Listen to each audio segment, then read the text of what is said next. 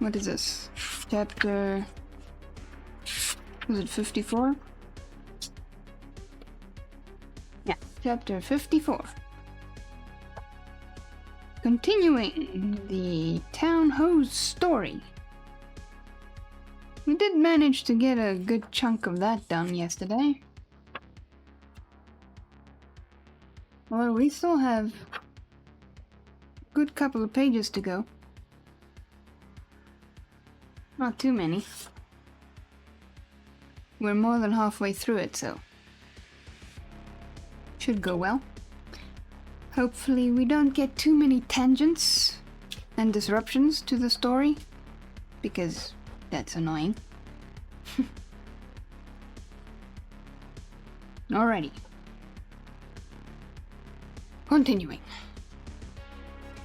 I had left off, gentlemen, where the lakeman shook the backstay. Hardly had he done so when he was surrounded by the 3 junior mates and the 4 harpooneers, who all crowded him to the deck. But, sliding down the ropes like baleful comets, the 2 cannelers rushed into the uproar, and sought to drag their man out of it towards the forecastle. Others of the sailors joined with them in this attempt, and a twisted turmoil ensued. While standing out of harm's way, the valiant captain danced up and down with a whale pike, calling upon his officers to manhandle that atrocious scoundrel, and smoke him along to the quarter-deck. At intervals he ran close up to the revolving border of the confusion, and, prying into the heart of it with his pike, sought to prick out the object of his resentment. But Steelkilt and his desperadoes were too much for them all. They succeeded in gaining the forecastle deck, where, hastily slewing about 3 or 4 large casks in a line with the windlass, these sea Parisians entrenched themselves behind the barricade. "Come out of that, ye pirates!" roared the captain, now menacing them with a pistol in each hand, just brought to him by the steward. "Come out of that, ye cutthroats!" Steelkilt leaped on the barricade, and striding up and down there, defied the worst the pistols could do, but gave the captain to understand distinctly that his, Steelkilt's, death would be the signal for a murderous mutiny on the part of all hands. Fearing in his heart lest this might prove but too true, the captain a little desisted, but still commanded the insurgents instantly to return to their duty. "Will you promise not to touch us if we do?" demanded their ringleader. Turn to, I make no promise." "To your duty." "Do you want to sink the ship by knocking off at a time like this?" And he once more raised a pistol. "Sink the ship?" cried Steelkilt. "Aye, let her sink. Not a man of us turns to, unless you swear not to raise a rope yarn against us. What say ye, men?" Turning to his comrades. A fierce cheer was their response. The lakeman now patrolled the barricade, all the while keeping his eye on the captain, and jerking out such sentences as these. It's not our fault. We didn't want it. I told him to take his hammer away. It was boy's business. He might have known me before this. I told him not to prick the buffalo. I believe I have broken a finger here against his cursed jaw. Ain't those mincing knives down in the forecastle there, men? Look to those hand spikes, my hearties. Captain, by God, look to yourself. Say the word, don't be a fool. Forget it all. We are ready to turn to. Treat us decently, and we're your men. But we won't be flogged. Turn to? I make no promises. Turn to, I say. Look ye now, cried the lake man, flinging out his arm towards him. There are a few of us here, and I am one of them, who have shipped for the cruise, ye see. Now, as you well know, sir, we can claim our discharge as soon as the anchor is down. So we don't want a row. It's not our interest. We want to be peaceable. We are ready to work, but we won't be flogged. Turn to, roared the captain. Steelkilt glanced around him a moment and then said, I tell you what it is now, captain. Rather than kill ye, and be hung for such a shabby rascal, we won't lift a hand against ye unless ye attack us. But till you say the word about not flogging us, we don't do a hand's turn. Down into the forecastle, then. Down with ye. I'll keep you there till you're sick of it. Down you go. Shall we? Cried the ringleader to his men. Most of them were against it, but at length, in obedience to Steelkilt, they preceded him down into their dark den, growlingly disappearing like bears into a cave. As the lakeman's bare head was just level with the planks, the captain and his posse leaped the barricade, and rapidly drawing over the slide of the scuttle, planted their groups of hands upon it, and loudly called for the steward to bring the heavy brass padlock belonging to the companionway.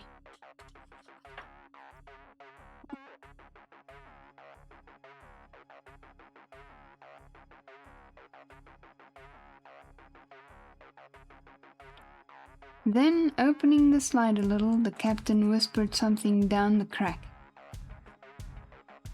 He closed it and turned the key upon them.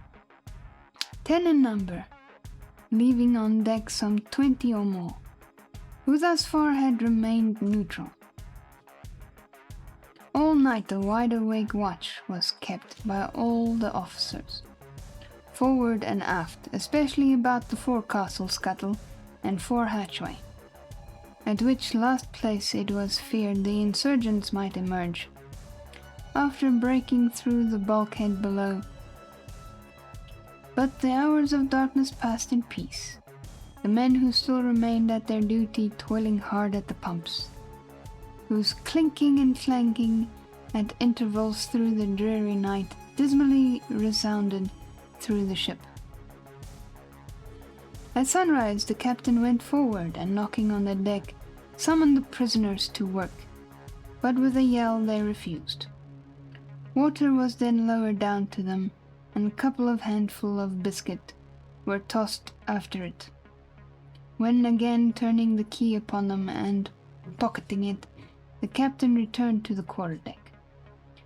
Twice every day for 3 days this was repeated. But on the 4th morning a confused wrangling, and then a scuffling was heard, as the customary summons was delivered, and suddenly 4 men burst up from the forecastle, saying they were ready to turn to.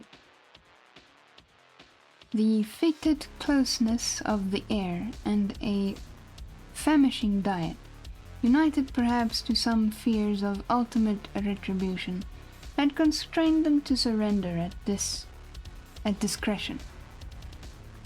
Emboldened by this, the captain reiterated his demand to the rest, but Steelkilt shouted up to him a terrific hint to stop his babbling and betake himself where he belonged. Go back to where you belong! On the 5th morning, 3 others of the mutineers bolted up into the air from the desperate arms below that sought to restrain them. Only 3 were left.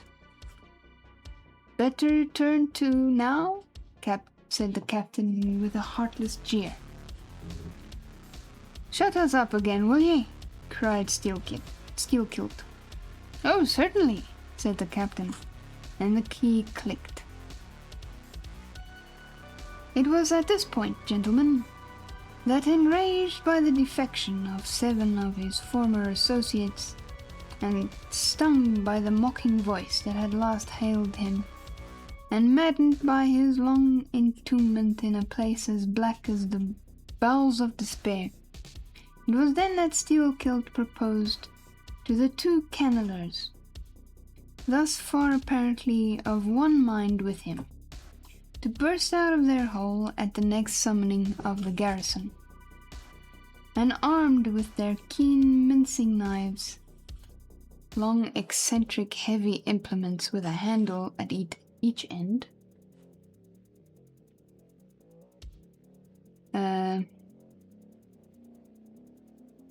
armed with their keen mincing knives, run amok from the bowsprit to the taffrail, and if by any devilishness of desperation possible, seize the ship. For himself he would do this, he said, whether they joined him or not. That was the last night he should spend in that den. But the scheme met with no opposition on the part of the other 2. They swore they were ready for that, and for any other mad thing, for anything in short but the surrender. And what was more, they each insisted upon being the first man on deck. Quite eager, aren't they? When the time to make the rush should come. But to this their leader has fiercely objected, reserving that priority for himself, particularly as his 2 comrades would not yield, the one to the other in the matter, and both of them could not be first, for the latter would but admit one man at a time. And here, gentlemen, the foul play of these miscreants must come out.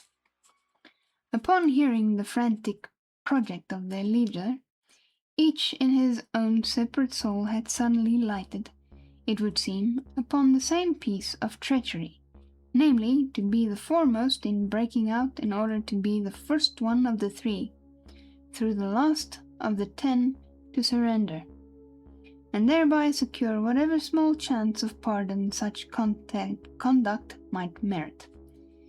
But when Steelkilt made known his determination still to lead them to the last, they in some way, by some subtle chemistry of villainy, mixed their before secret treacheries together, and when their leader fell into a doze, verbally opened their souls to each other in 3 sentences, and bound the sleeper with cords, and gagged him with cords, and shrieked out for the captain at midnight.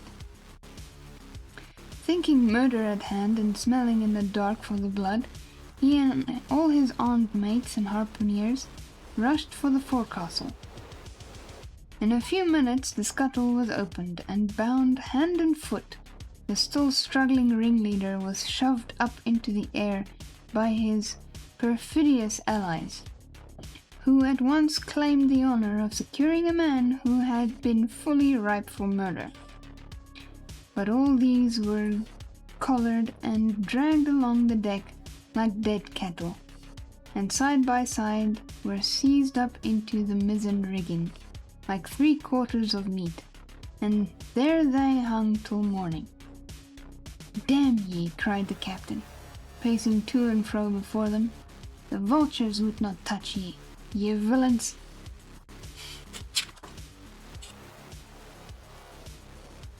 This is an interesting side story. I'm enjoying it. At sunrise he summoned all hands, and separating those who had rebelled from those who had taken no part in the mutiny, he told the former he had a good mind to flog them all around. Thought, upon the while, he would do so. He ought to. Justice demanded it. But for the present, considering their timely surrender, he would let them go with a reprimand, which he accordingly administered in the vernacular.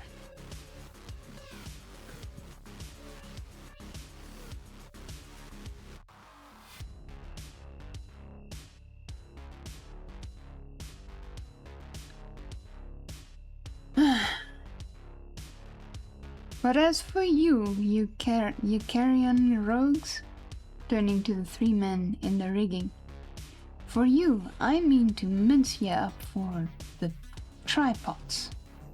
And seizing a rope, he applied it with all his might to the backs of the two traitors, till they yelled no more, but lifelessly hung their heads sideways, as the two crucified thieves are drawn. My wrist is sprained with ye, he cried at last, but there is still rope enough left for you, my fine bantam, that wouldn't give up. Take that gag from his mouth and let us hear what he can say for himself. For a moment the exhausted mutineer made a tremulous motion of his cramped jaws, and then painfully twisted around his head, said in a sort of hiss,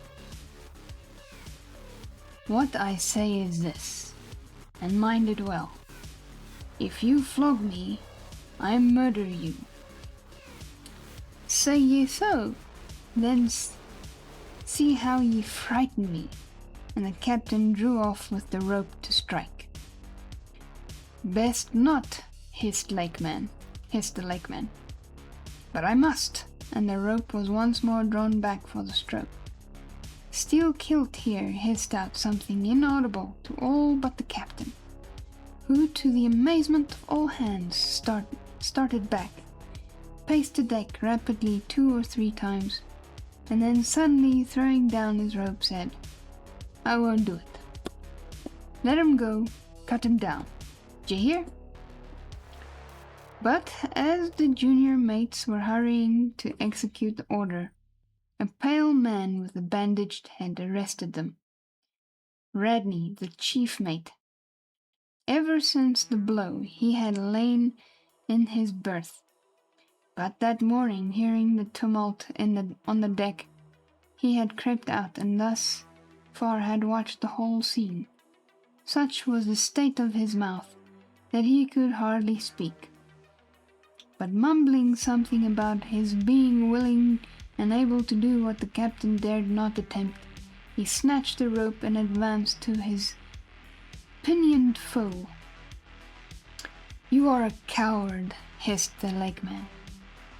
"So I am, but take that!" The mate was in the very act of striking, when another hiss stayed his uplifted arm. This lakeman has a way of hissing, eh? He paused, and then pausing no more, made good his word, spite of Steel-Kilt's threat. Whatever that might have been, the 3 men were then cut down. All hands were turned to, and sullenly worked by the moody seamen.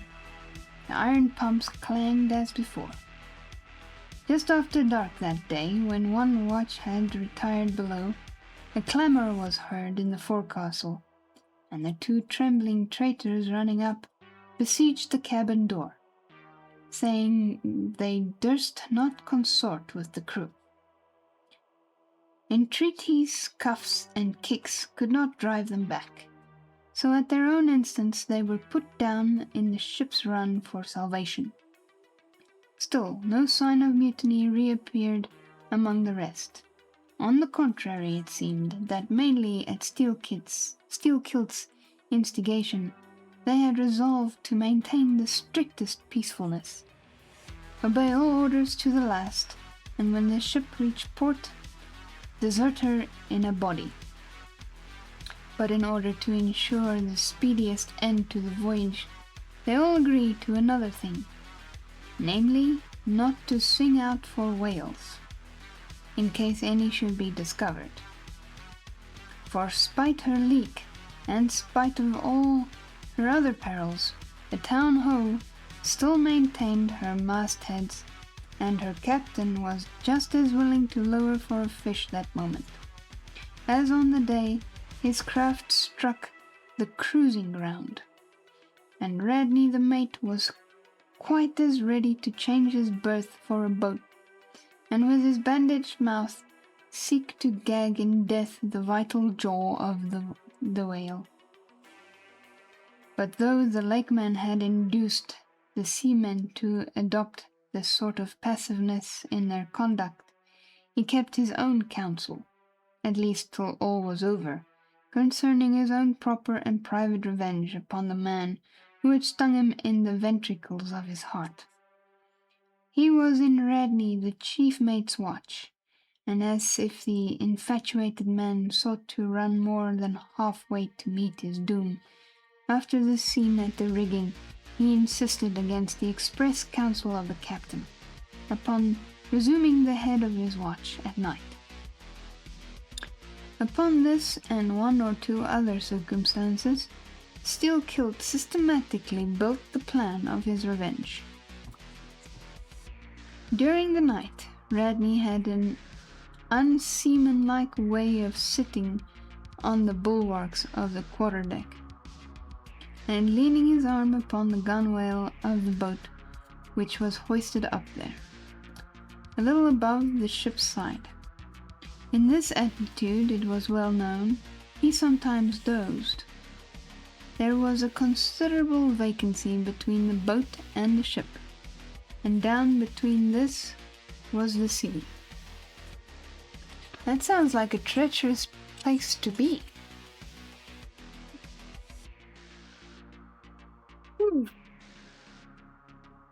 Wow. We still have quite a few pages. 1, 2, 3, 4, 5. But it's exciting.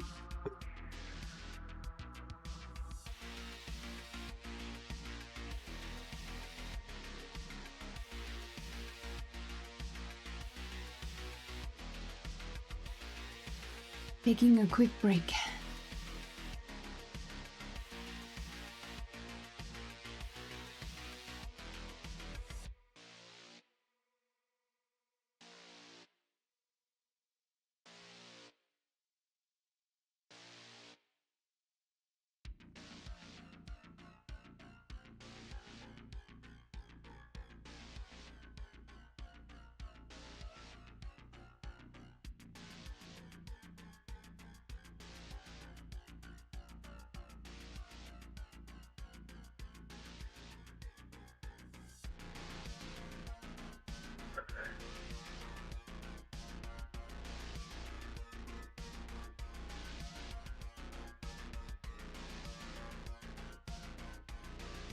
Ah.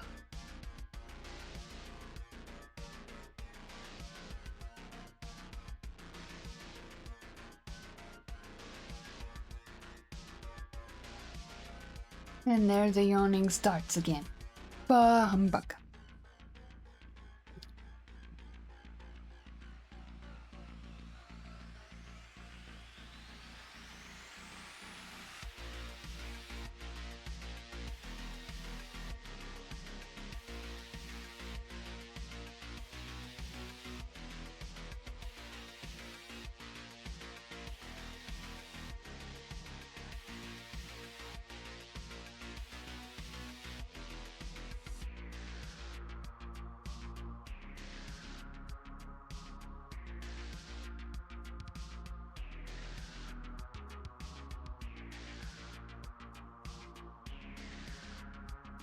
Alrighty.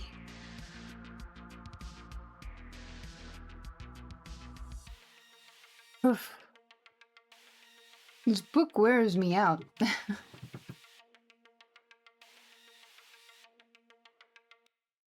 Alrighty, let us continue then, shall we?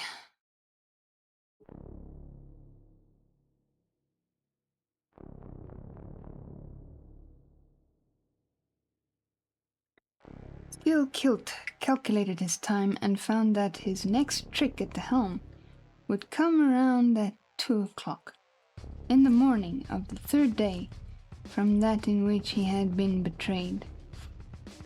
At his leisure he employed the interval in writing something very carefully in his watches below.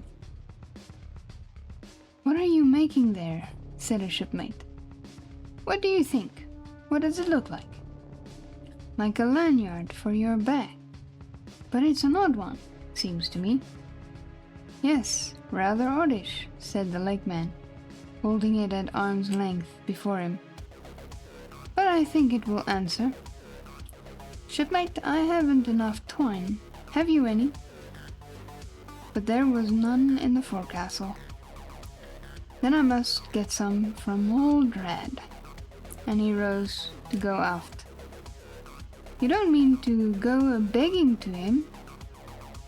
Said a sailor. Why not? Do you think he won't do me a turn? When it's to help himself in the end, shipmate?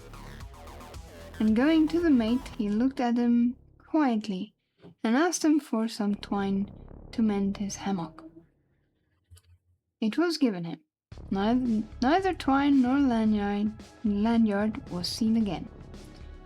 But the next night an iron ball, closely netted, partly rolled from the pocket of the lakeman's monkey jacket as he was tucking the coat into his hammock for a pillow. 24 hours after his trick at the silent helm, nigh to the man who was apt to doze over the grave, always ready dug to the seaman's hand.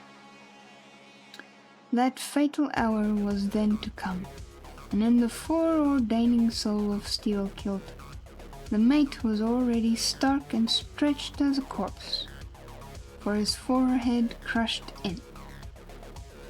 But gentlemen, a fool saved the would-be murderer from the bloody deed he had planned. Yet complete revenge he had, and without being the avenger.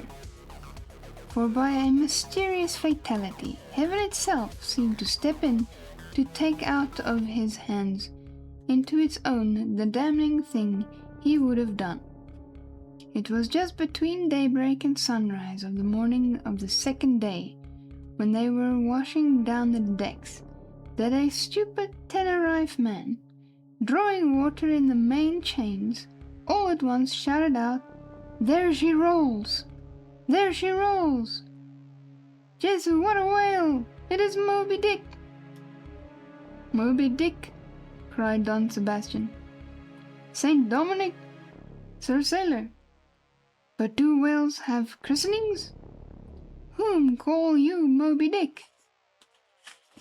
"A very white and famous and most deadly immortal monster, Don. But that would be too long a story."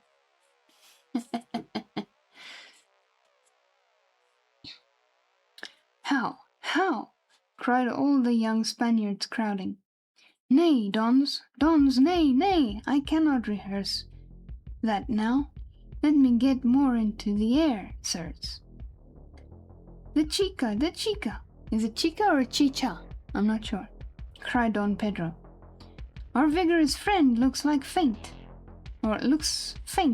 Fill up his empty glass." "No need, gentlemen. One moment, and I proceed.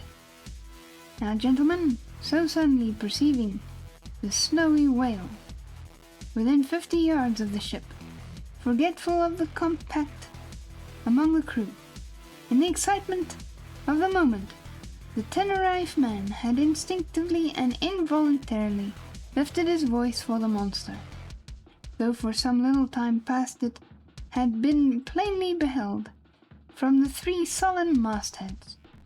All was now a frenzy. The white whale! The white whale!"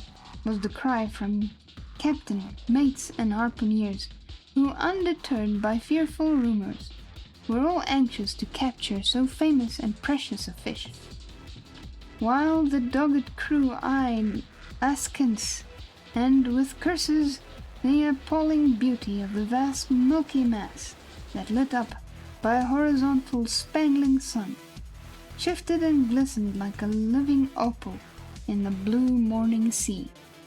Gentlemen, a strange fatality pervades the whole career of these events, as if verily mapped out before the world itself was charted.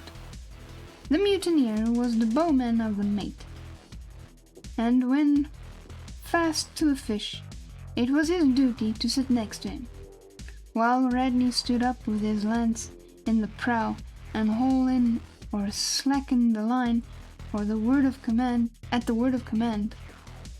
Moreover, when the 4 boats were lowered, the mates got the start, and none howled more fiercely with delight than did Steelkilt, as he strained at his oar. After a stiff pull, their harpooner got fast, and spear in hand, Radney sprang to the bow. He was always a furious man, it seems, in a boat, and now his bandaged cry was to beach him on the whale's topmost back. Nothing loath, his bowmen hauled him up and up through a blinding foam that blent 2 whitenesses together, till of a sudden the boat struck as against a sunken ledge, and keeling over, spilled out the standing mate. That instant, as he fell on the whale's slippery back, the boat righted and was dashed aside by the swell, while Radney was tossed over into the sea on the other flank of the whale. He struck out through the spray, and for an instant was dimly seen through that veil, wildly seeking to remove himself from the eye of Moby Dick. But the whale rushed around in a sudden maelstrom, seized the swimmer between his jaws, and rearing high up with him, plunged headlong again and went down. Meantime, at the first tap of the boat's bottom, the lakeman had slackened the line, so as to drop astern from the whirlpool. Calmly looking on, he thought his own thoughts. But a sudden terrific downward jerking of the boat quickly brought his knife to the line. He cut it, and the whale was free. But at some distance Moby Dick rose again, with some tatters of Radney's red woolen shirt caught in the teeth that had destroyed him. All 4 boats gave chase again, but the whale eluded them and finally wholly disappeared. In good time the town-ho reached her port, a savage, solitary place, where no civilized creature resided. There, headed by the lakeman, all but 5 or 6 of the foremast men deliberately deserted among the palms, eventually, as it turned out, seizing a large double war canoe of the savages, and setting sail for some other harbor. The ship's company being reduced to but a handful, the captain called upon the islanders to assist him in the laborious business of heaving down the ship to stop the leak. But to such unresting vigilance over their dangerous allies was this small band of whites necessitated both by night and by day, and so extreme was the hard work they underwent, that upon the vessel being ready again for sea, they were in such a weakened condition that the captain durst not put off with them in so heavy a vessel. After taking counsel with his officers, he anchored the ship as far offshore as possible, loading and ran out his two cannon from the bow, stacked his muskets on the poop, and warning the islanders not to approach the ship at their peril, took 1 man with him, and setting the sail for his best whaleboat, steered straight before the wind for Tahiti, 500 miles distant, to procure a reinforcement to his crew. On the 4th day of the sail, a large canoe was descried, which seemed to have touched at a low isle of corals. He steered away from it, but the savage craft bore down on him, and soon the voice of Steelkilt hailed him to heave to, or he would run him under water. Oof, what a threat that one is. The captain presented a pistol, with 1 foot on each prow of the yoked war canoes. The lakeman laughed him to scorn, assured him that if the pistol so much as clicked in the lock, he would bury him in bubbles of foam. Bubbles of foam.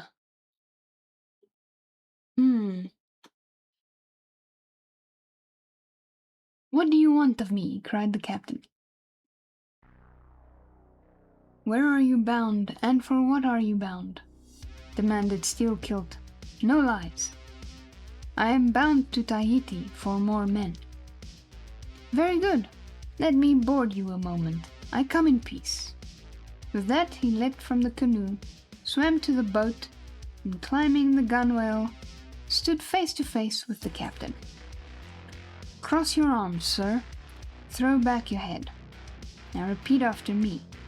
As soon as Steelkilt leaves me, I swear to beach this boat on yonder island, and remain there 6 days. If I do not, may lightning strike me. A pretty scholar, laughed the lake man. Adios, senor. And leaping into the sea, he swam back to his comrades, watching the boat till it was fairly beached and drawn up to the roots of the coconut trees. Steelkilt made sail again, and in due time arrived at Tahiti, his own place of destination. There luck befriended him. 2 ships were about to sail for France, and were providentially in want of precisely that number of men which the sailor headed. They embarked, and so forever got the start of their former captain, had he been at all minded to work them legal retribution. Some 10 days after the French ship sailed, the whaleboat arrived, and the captain was forced to enlist some of the more civilized Tahitians, who had been somewhat used to the sea. Chartering a small native schooner, he returned with them to his vessel, and finding all right there, again resumed his cruisings. Where Steelkilt now is, gentlemen, none know, but upon the island of Nantucket, the widow of Radney still turns to the sea, which refuses to give up its dead. Still in dreams sees the awful white whale that destroyed him. Are you through? Said Don Sebastian quietly. I am done.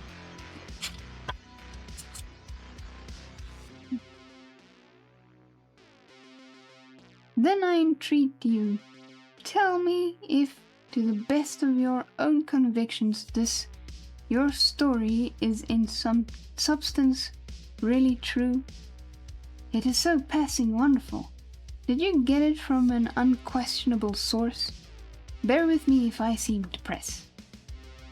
Also bear with all of us, Sir Sailor, for we all join in Don Sebastian's suit, cried the company with exceeding interest.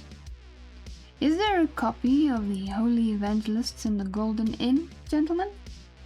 Nay, said Don Sebastian, but I know a worthy priest nearby, who will quickly procure one for me. I go for it, but are you well advised? This may grow too serious. Will you be so good as to bring the priest also, Don? Though there are no auto de faz I don't know, in Lima now, said one of the company to another. I fear our sailor friend runs risk of the archiepiscopacy. I do not know that word. Let us write that down.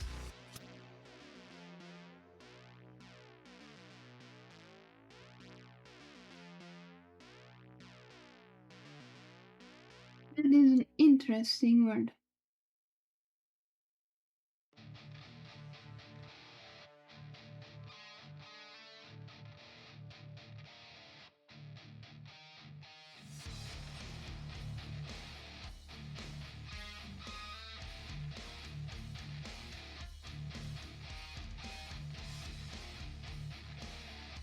I wonder what that means. Let us withdraw more out of the moonlight. I see no need of this. Excuse me for running after you, Don Sebastian. But may I also beg that you will be particular in procuring the largest sized evangelists you can. This is the priest. He brings you the evangelist, said Don Sebastian, gravely returning with a tall and solemn figure. Let me remove my hat. Now, venerable priest, further into the light, and hold the holy book before me that I may touch it. So help me heaven, and on the honor, the story I have told ye, gentlemen, is in substance and its great items true. I know it to be true. It happened on this ball. I trod the ship, I knew the crew. I have seen and talked with Steelkilt since the death of Radney. That is quite the promise of truth there. That is quite the promise of truth there.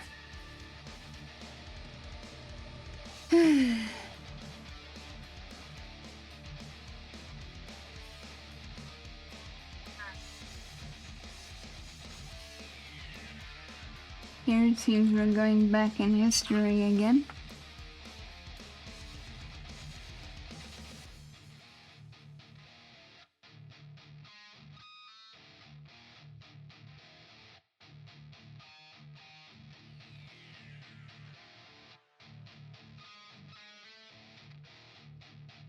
Not sure if I want to read this one.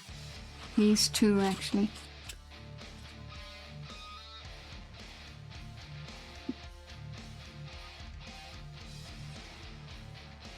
What be the time?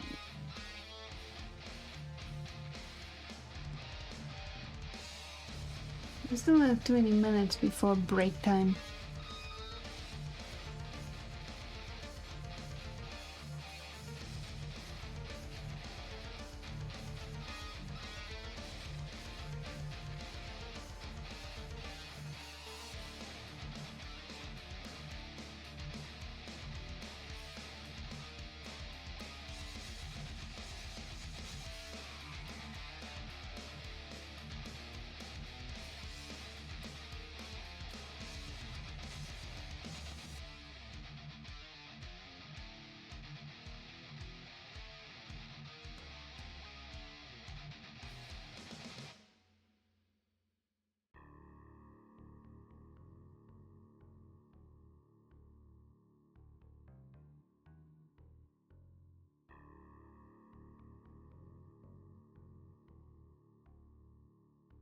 Reading the channel rules. What if you don't have a family? How do you keep it family friendly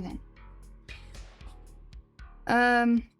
Basically what family friendly means, no swearing, not too much violence in games. You know, if any content that I create on this channel should be viewable by all ages, from 0 to 100. I'm just joking a bit. Yeah. And my brain is a little too serious today. I don't catch on to jokes today that easily.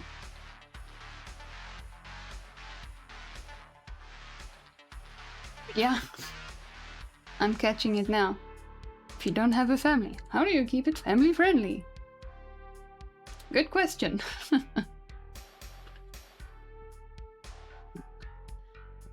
Whew. That was a long read without very many breaks.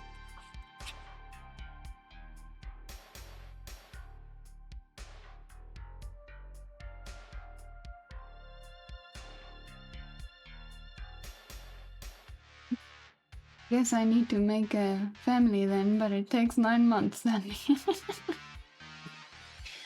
You could always adopt.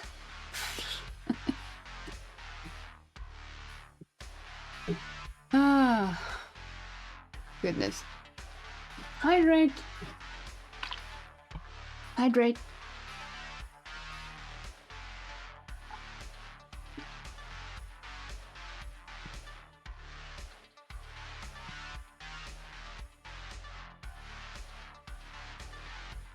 Whew. I'm starting to build up a headache here. So I think I'm going to I'm gonna have an extra long break from reading. So the next 20 minutes of the stream, I think I'm just going to be chatting with you guys.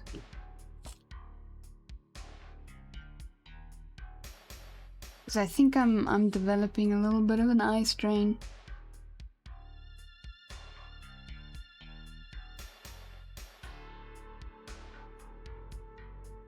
Is it possible to adopt Santa Claus? That way I don't need to buy presents.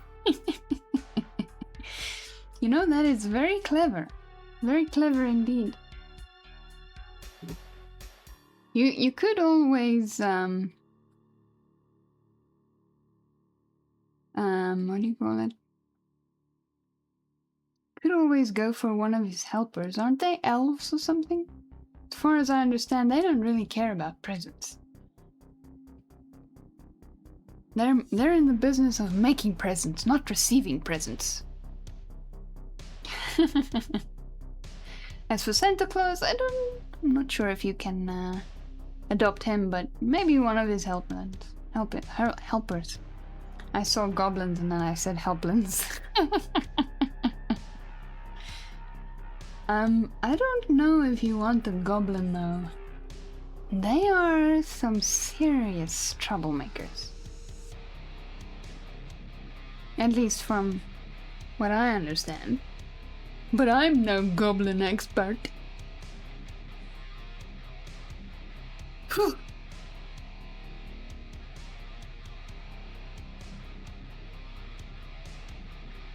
Now, there is one thing I am a semi-expert in, and that's gremlins. You really do not want those guys, though. Stay away from gremlins. They cause enough trouble as it is. Especially in keyboards, they love to make you type, you know, mistyped words and things like that. Goblin makes me think of the couple in The Never-Ending Story. Yeah, I saw, when I was little, The Never-Ending Story, but I think it was a cartoon series. I don't think I've seen the movie or the newer things. I think there was like a newer series or something made. I don't remember very much of The Never-Ending Story, but I do want to see that again. I should consider reading the book as well.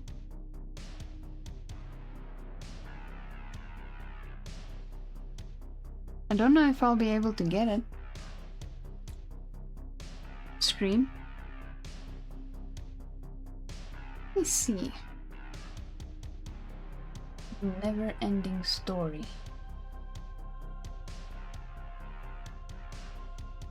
I did hear that it had, you know, that it's based off a book. I've never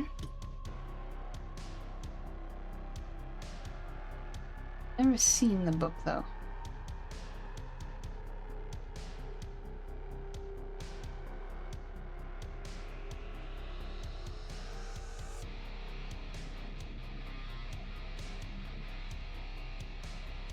Does seem to be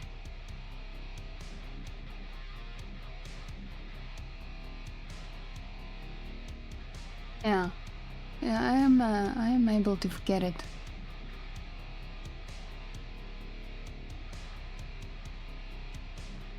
You heard that Bastion has it? Bastion. I don't know who Bastion is. Ask him to borrow it. I don't know, Bastion. I don't know if he'll let me borrow it.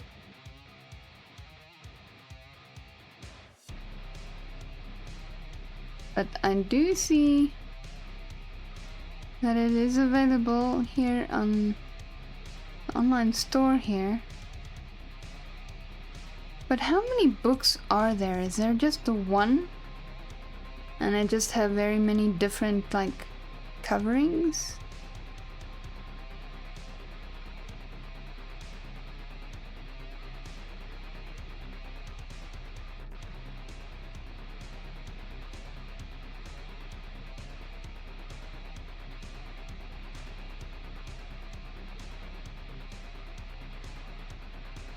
Oh, Bastian is... Oh, okay, now I know. Bastian is the boy in the movie that reads the book and then becomes a part of the story. Yeah, I remember the part where he goes to the bookstore or whatever, wherever the story starts, and then he starts reading this book. I do remember that. And then I also remember the dragon that he would have these adventures with.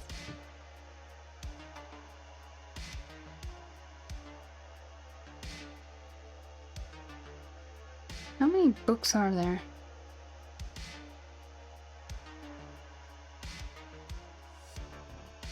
Is there only one, or what the heck? Because I'm seeing very many different ones and I'm not sure. Falcor. Ah, yeah, that does ring a bell. Falcor. Was that his name? The dragon? I think so.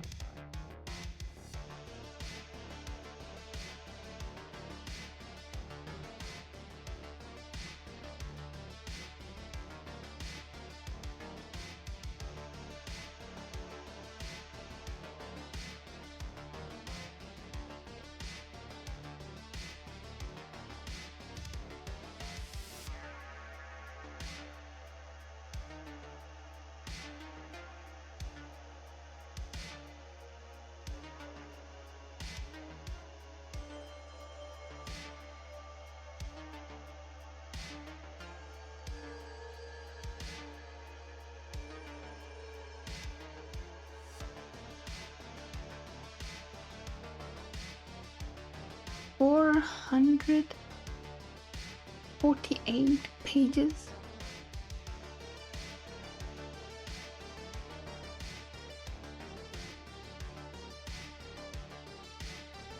Well, Moby Dick has 614 pages, so it's all right, I guess. It's all right. It's a little bit less.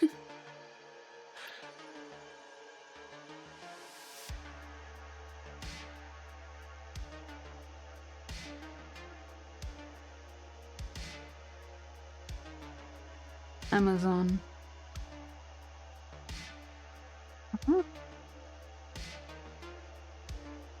This one's dated 1993. I have this one available in my local online store, the one you linked. And then there's another one that looks a little bit different.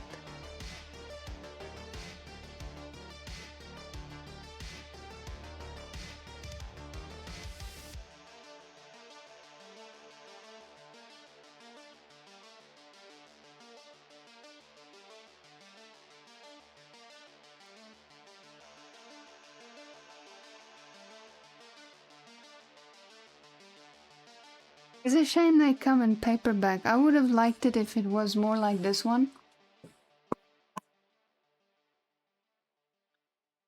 I'm not a big fan of paperbacks.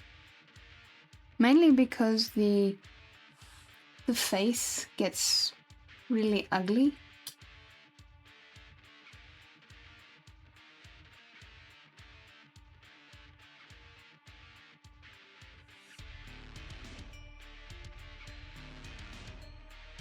But yeah, that might be a thing.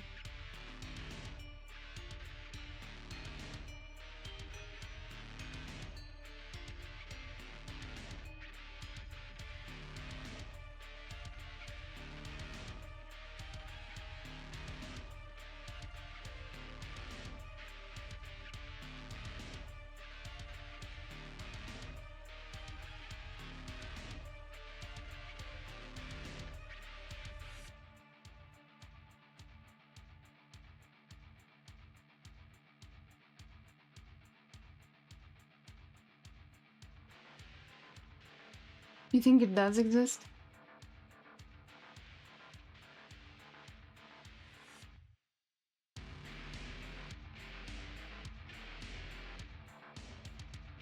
Because that would be cool.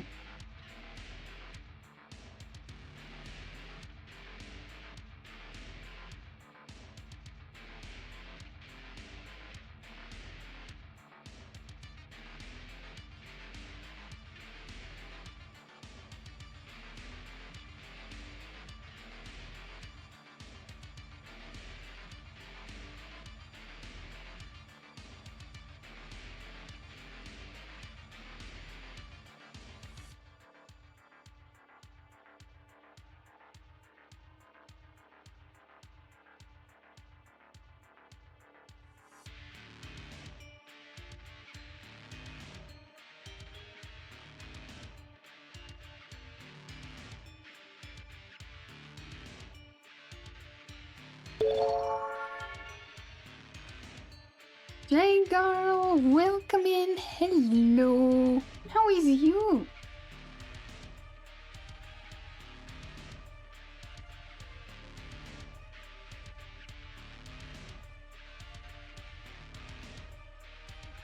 It's been a while. Welcome, welcome. How are you doing this fine day?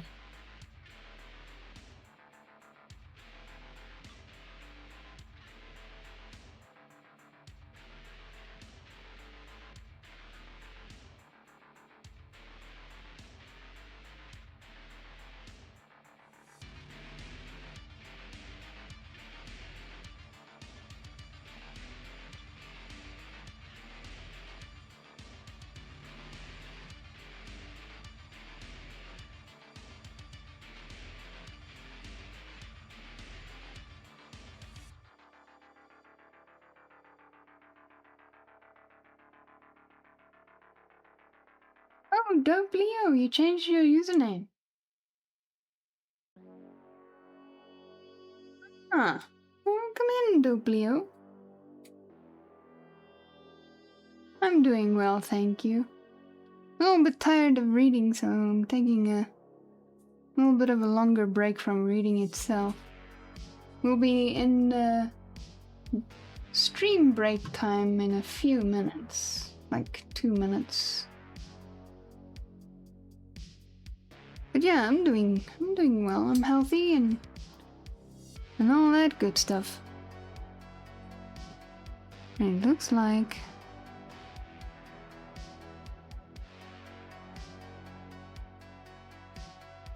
I also found some versions of the book with a hardcover.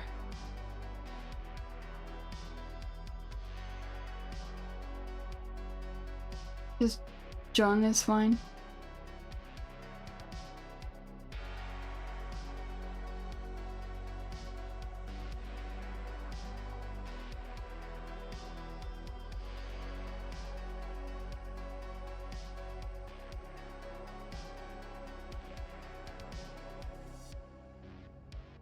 You think you just linked me to the same page? Let me see.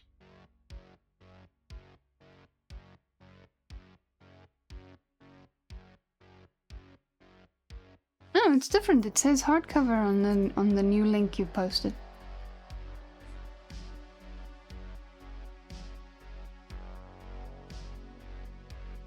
It looks like the same page. The cover is a little bit different, the picture.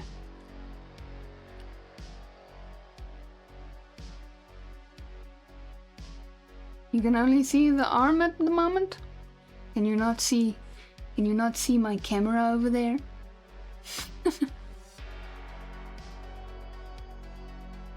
Yeah. This is where the book is when I'm reading.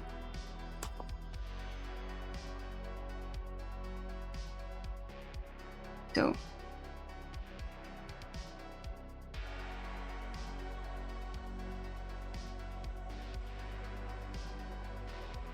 my camera is covered, just disable the crowd control thingy. There's a little button on the right side of the screen.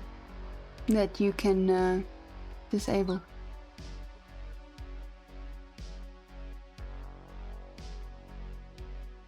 Yeah, it's unfortunate that I cannot choose where that little widget lands. It's very annoying. Oh well. It is what it is, I guess. But anyway, there was the alarm for the break. So let us all go and get ourselves some snacks and beverage. Let us stretch out our limbs. Maybe go for a walk.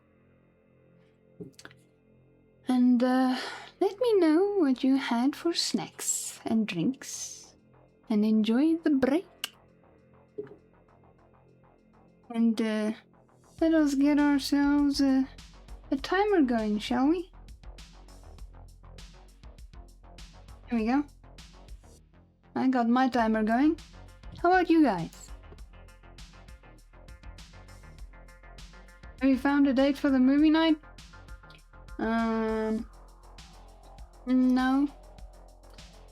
I did ask about it in the Discord, but I didn't get much response. Great Melville book that often gets overlooked is Taipei, A Peep at Polynesian Life. No timer here, but I'll see you all in a bit. Luckily I have a timer on the screen, on the Be Right Back screen. So you can keep an eye on that. I do try my best to keep to the time. I sometimes go a little bit over, but not longer than 10 minutes. Unless something bad happens, it's about 10 minutes. But I do try to get back in time for my timer before it runs out. When it hits 0, then I like to hello. But sometimes I'm a little late.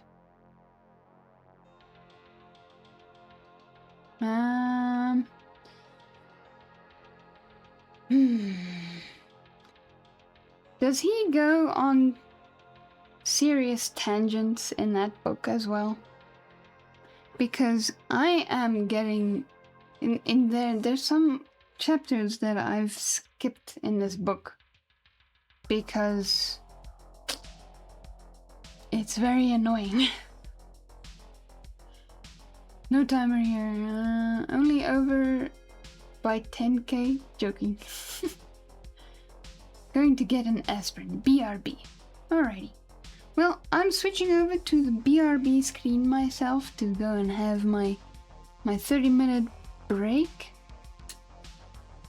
You think so? You don't recall? Yeah, I'll probably skip that one. I think this will be the first and only Herman Melville I'll be reading. Because he goes off onto way too many tangents and then I completely forget what he's even talking about. But it's a good story of Moby Dick. Very exciting once he actually gets to the good stuff. But yeah, let us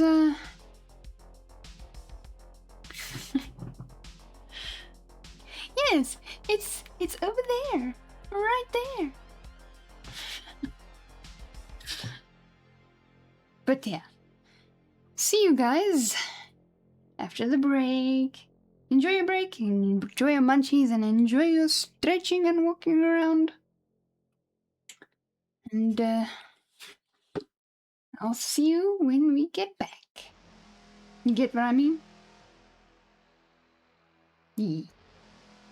Alrighty. BRB.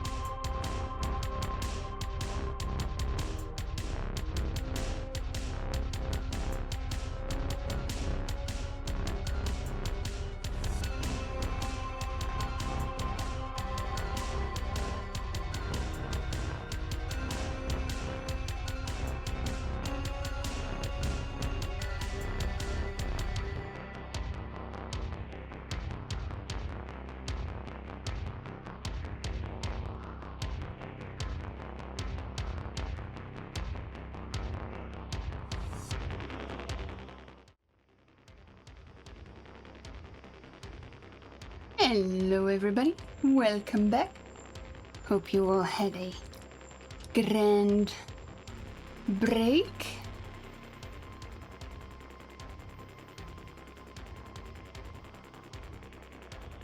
I had a cream cheese sandwich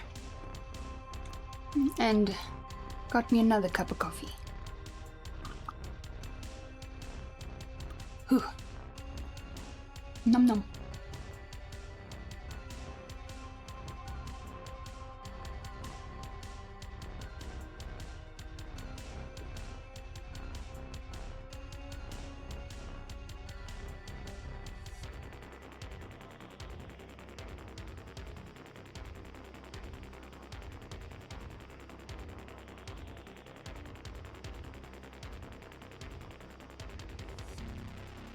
Let me see here.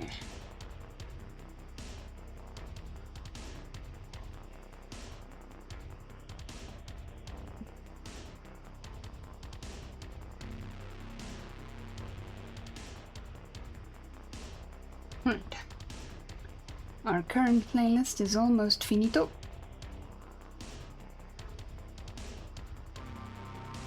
But that's okay, I already have one that is ready for action.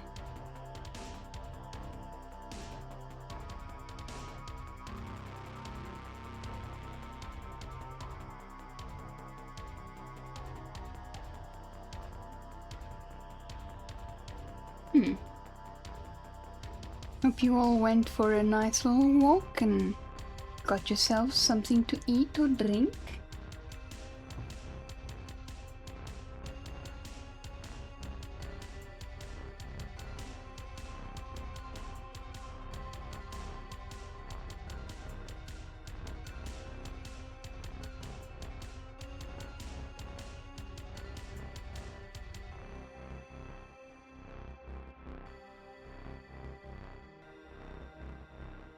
Let me go through this one real quick, see if I'm going to skip this.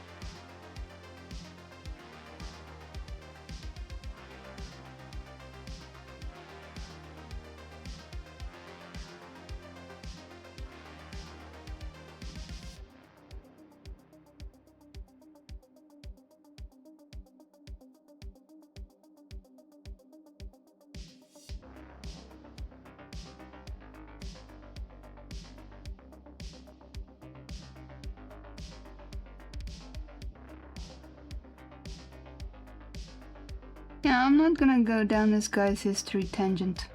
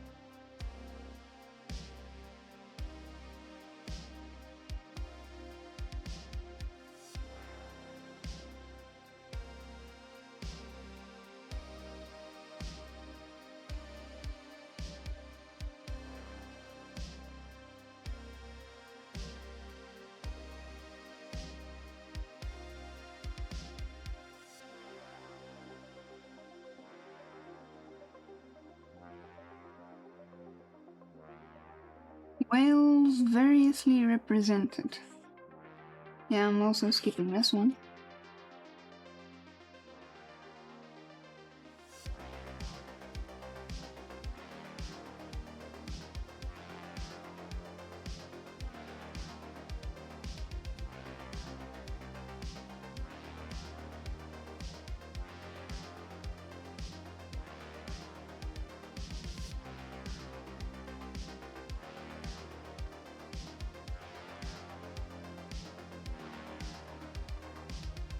I think this is where we get back into our stories.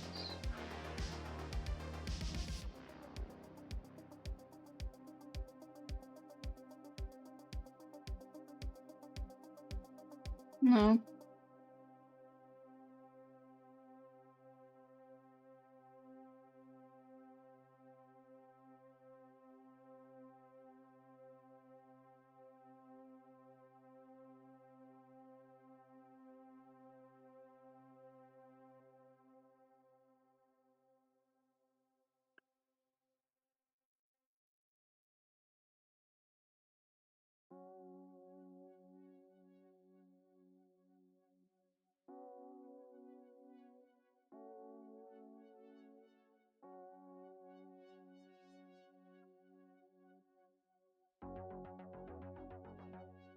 I'll read this one. Brit and Squid. I'll read. And then I'm gonna skip this one.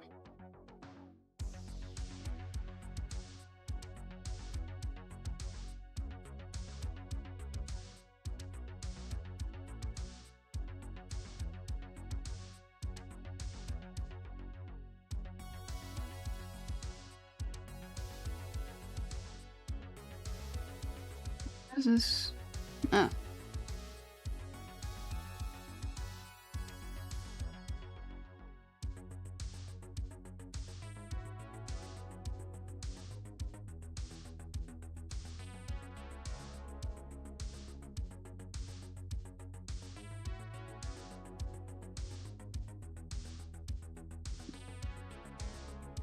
Alrighty. Chapter 58. Brit. Steering northeastward from the Crozets, we fell in with vast meadows of brit, the minute yellow substance upon which the right whale largely feeds. For leagues and leagues it undulated round us, so that we seemed to be sailing through boundless fields of ripe and golden wheat. On the second day, numbers of right whales were seen, who, secure from the attack of a sperm whaler like the Pequod, with open jaws sluggishly swam through the brit, which, adhering to the fringing fibers of that wondrous Venetian blind in their mouths, was in that manner separated from the water that escaped at the lips.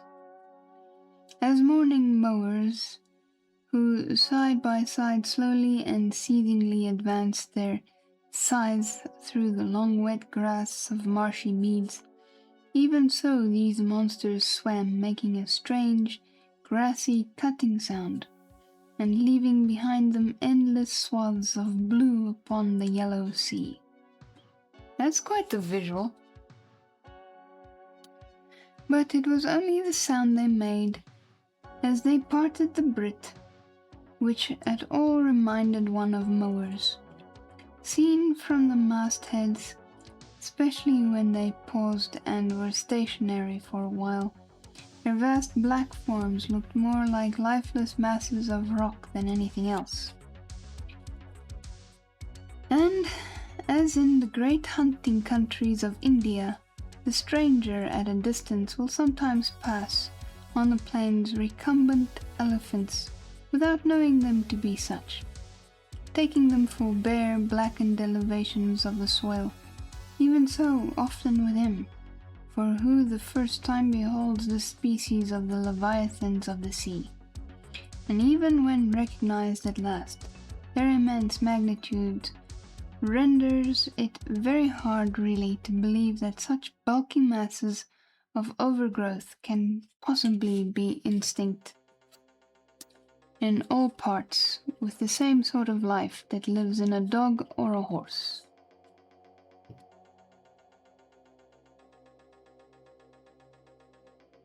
Indeed, in other respects, you can hardly regard any creatures of the deep, with the same feeling that you do those of the shore.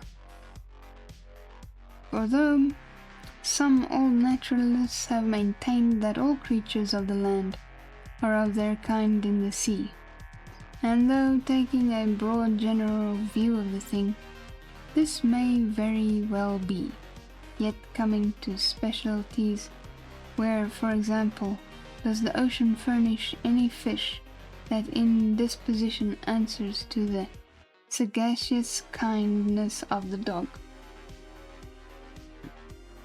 The accursed shark alone can in any generic respect be said to bear comparative analogy to him. Here we go. Tongue twisters, people, tongue twisters.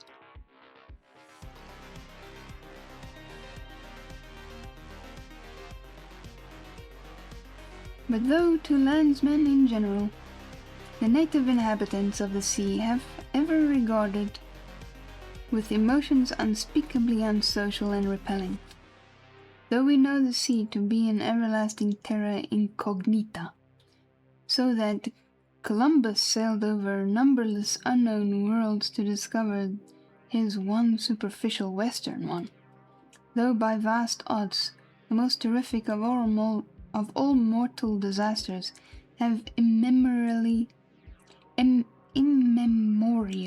and indiscriminately befallen tens and hundreds of thousands of those who have gone upon the waters, though but a moment's consideration will teach that, however baby man may brag of his science and skill, and however much, in a flattering future, that science and skill may augment, yet forever and forever, to the crack of doom, the sea will insult and murder him, and pulverize the stateliest, stiffest frigate he can make. Nevertheless, by the continual repetition of these very impressions, man has lost that sense of full awfulness of the sea, which aboriginally belongs to it. The first boat we read of floated on an ocean that, with Portuguese vengeance, had whelmed a whole world without leaving so much as a widow. The same ocean rolls now. That same ocean destroyed the wrecked ships of last year. Ye foolish mortals, Noah's flood is not yet subsided. 2/3 of the fair world it yet covers. Wherein differ the sea and the land, that a miracle upon one is not a miracle upon the other.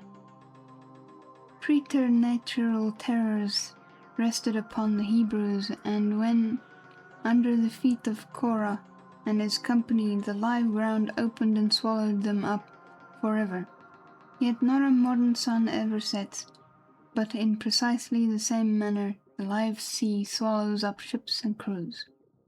But not only is the sea such a foe to man who is an alien to it, but it is also a fiend to its own offspring.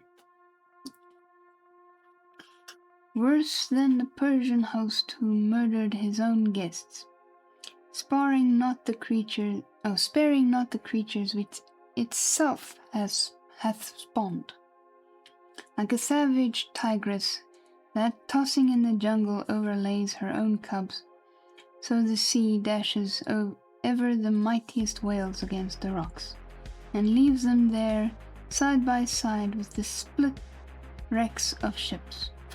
No mercy, no power but its own controls it, panting and snorting like a mad battle steed that has lost its rider. The masterless ocean overruns the globe.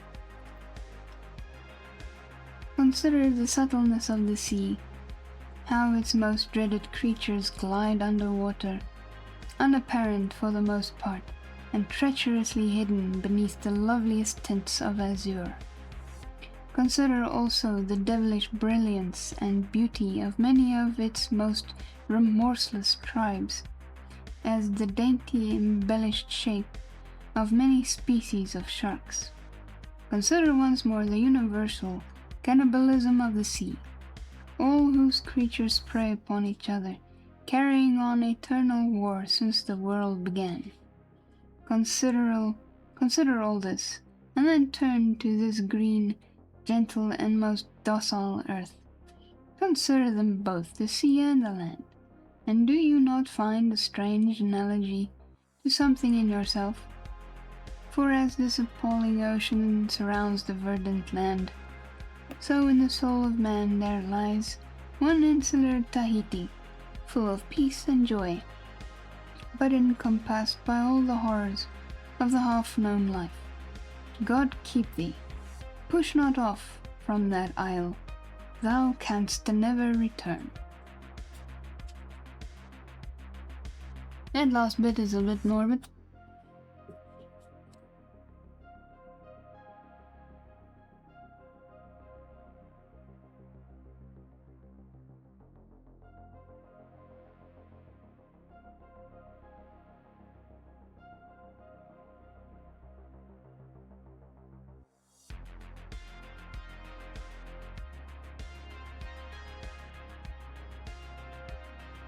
Chapter 59.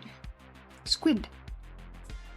Slowly wading through the meadows of Brit, the Pequod still held on her way northeastward towards the island of Java, a gentle air impelling her keel, so that in the surrounding serenity her three tall tapering masts mildly waved to that languid breeze, as 3 mild palms on a plain. And still at wide intervals in the silvery night, the lonely, alluring jet would be seen. Ah yes, finally we get back to the jet.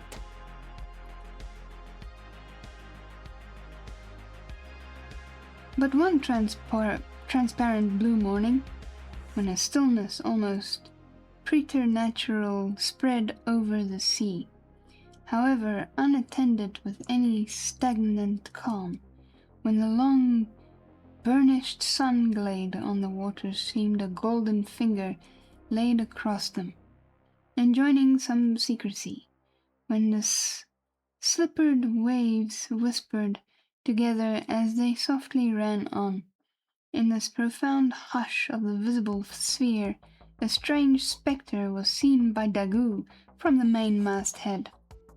In the distance a great white mass lazily rose, and rising higher and higher, and disentangling itself from the azure, at last gleamed before our prow like a snowslide, new slid from the hills. Thus glistening for a moment, as slowly it subsided and sank. Then once more rose, and silently gleamed. It seemed not a whale, and yet, is this Moby Dick? Thought Daggoo. Again the phantom went down, but on reappearing once more with a stiletto-like cry that startled every man from his nod, the negro yelled out, "There! There again! There she breaches, right ahead! The white whale! The white whale!" Upon this the seamen rushed to the yardarms, as in swarming time the bees rush to the bows. Bare-handed in the sultry sun, Ahab stood on the bowsprit, and with one hand pushed far behind, in readiness to wave his orders to the helmsman, cast his eager glance in the direction indicated aloft by the outstretched, motionless arm of Daggoo, whither the flitting attendants of the one still and solitary jet had gradually worked upon Ahab, so what he was now prepared to connect the ideas of mildness and repose with the first sight of the particular whale he pursued. However this was, or whether his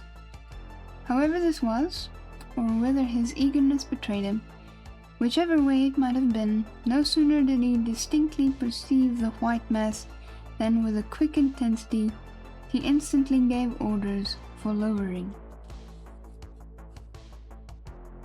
"They're going hunting, boys."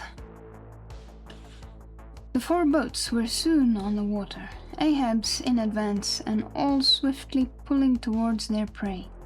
Soon it went down, and while, with oars suspended, we were awaiting its reappearance, lo, in the same spot where it sank, once more it slowly rose, almost forgetting for the moment all thoughts of Moby Dick. We now gazed at the most wondrous phenomenon which the secret seas have hitherto revealed to mankind. A vast pulpy mass, furlongs in length and breadth, and a glancing cream color, lay floating on the water, innumerable long arms radiating from its center, and curling and twisting like a nest of anacondas, as if blindly to catch at any hapless object within reach. No perceptible face or front did it have, no conceivable token of either sensation or instinct, but undulated there on the billows, an unearthly, formless, chance-like apparition of life. As with a low sucking sound it slowly disappeared again. Starbuck, still gazing at the agitated waters where it had sunk, with a wild voice exclaimed, "Almost rather had I seen Moby Dick and fought him than to have seen thee, thou white ghost." "What was it, sir?" said Flask. "The great live squid, which they say few whale ships ever beheld, and returned to their ports to tell of it." But Ahab said nothing. Turning his boat, he sailed back to the vessel, the rest as silently following. Whatever superstitions the sperm whale men in general have connected with the sight of this object, certain it is that a glimpse of it, being a very unusual, that circumstance has gone far to invest it with portentousness. So rarely it is beheld that though one and all of them declared it to be the largest animated thing in the ocean, yet very few of them have any but the most vague ideas concerning its true nature and form. Notwithstanding, they believe it to furnish to the sperm whale his only food, for though other species of whales find their food above water, and may be seen by man in the act of feeding, the spermaceti whale obtains his whole food in unknown zones below the surface, and only by inference is it that anyone can tell of what precisely that food consists. At times, when closely pursued, he will disgorge what are supposed to be the detached arms of the squid. Some of them thus exhibited exceedingly 20 and 30 feet in length. They fancy that the monster to which these arms belonged originally clings by them to the bed of the ocean, and that the sperm whale, unlike other species, is supplied with teeth in order to attack and tear it. There seems some ground to imagine that the great kraken of Bishop Pontopodon may ultimately resolve itself into squid. The manner in which the bishop describes it as alternately rising and sinking, with some other particulars he narrates, in all this the two correspond. But much abatement is necessary with respect to the incredible bulk he assigns it. For some naturalists who have vaguely heard rumors of the mysterious creature here spoken of, it is concluded among the class of cuttlefish, to which indeed, in certain external respects it would seem to belong, but only as the anak of the tribe.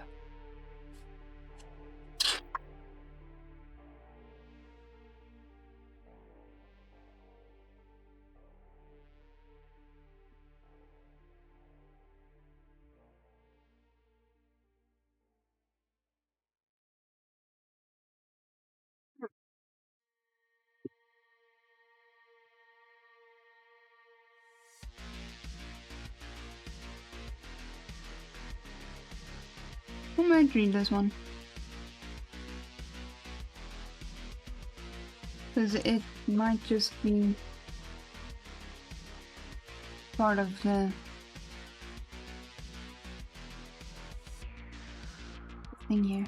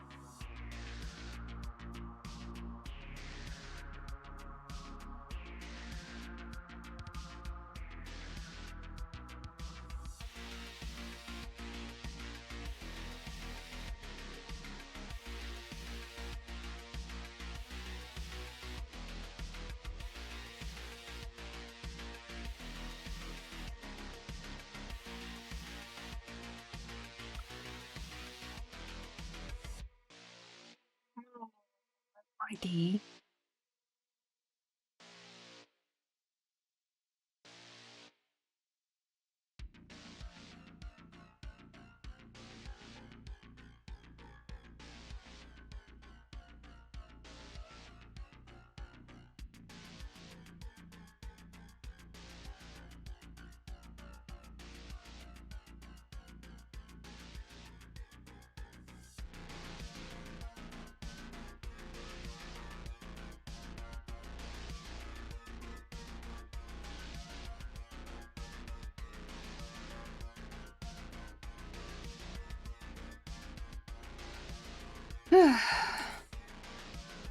One more sip and then we continue.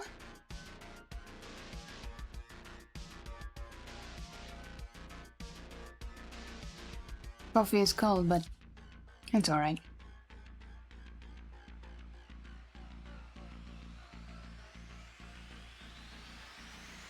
Hopefully I can read this one and this one, because I'm getting excited about this title.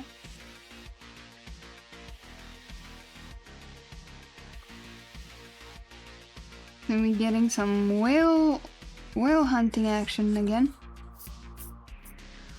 Hopefully I can finish both of these. Maybe get a start on the next one.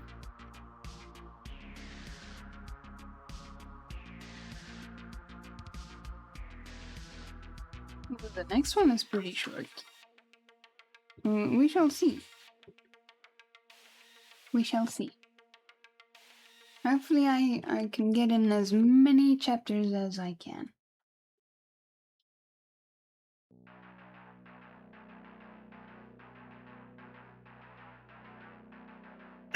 Chapter 60.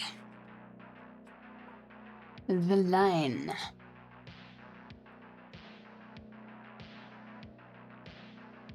With reference to the whaling scene shortly to be described, as well as for the better understanding of all similar scenes elsewhere presented, I have here to speak of the magical, sometimes horrible, whale line.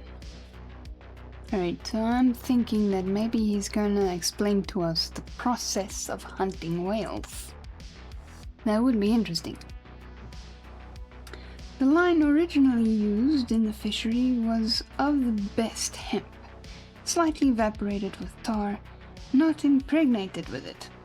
As in the case of ordinary ropes, for while tar, as ordinarily used, makes the hemp more pliable to the rope maker, and also renders the rope itself more convenient to the sailor for common ship use.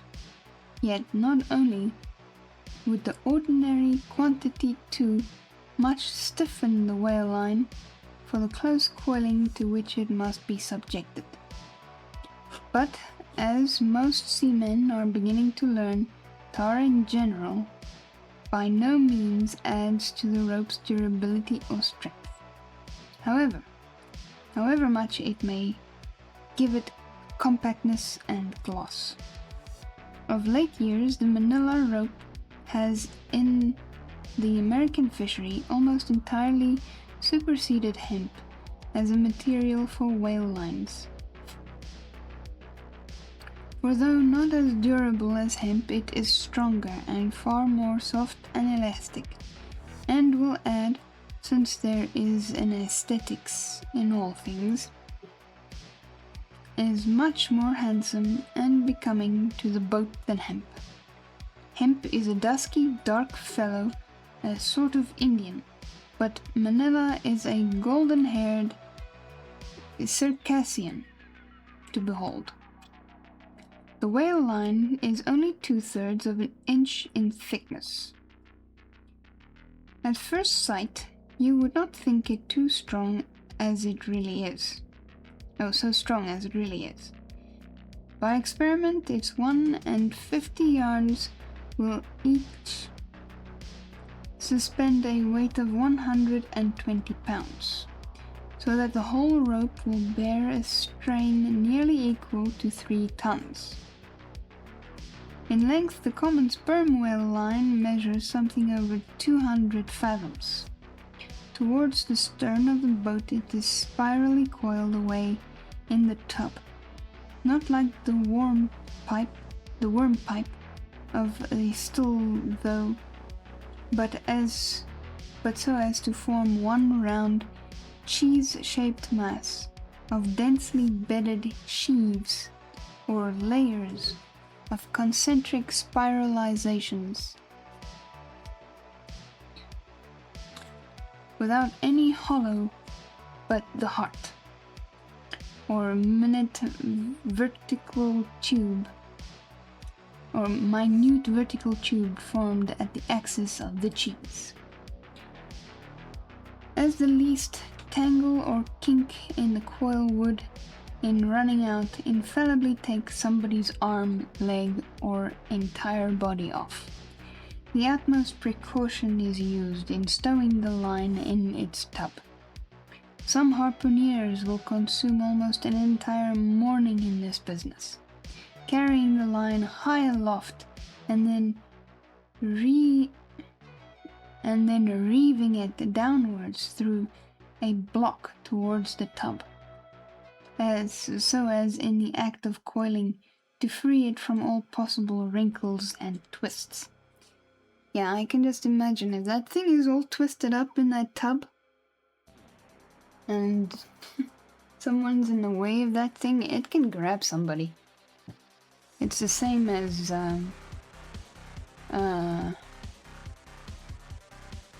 leads, power leads. I don't know what other people call them here, but here we call them leads. Extension cords. There we go, there's the other word.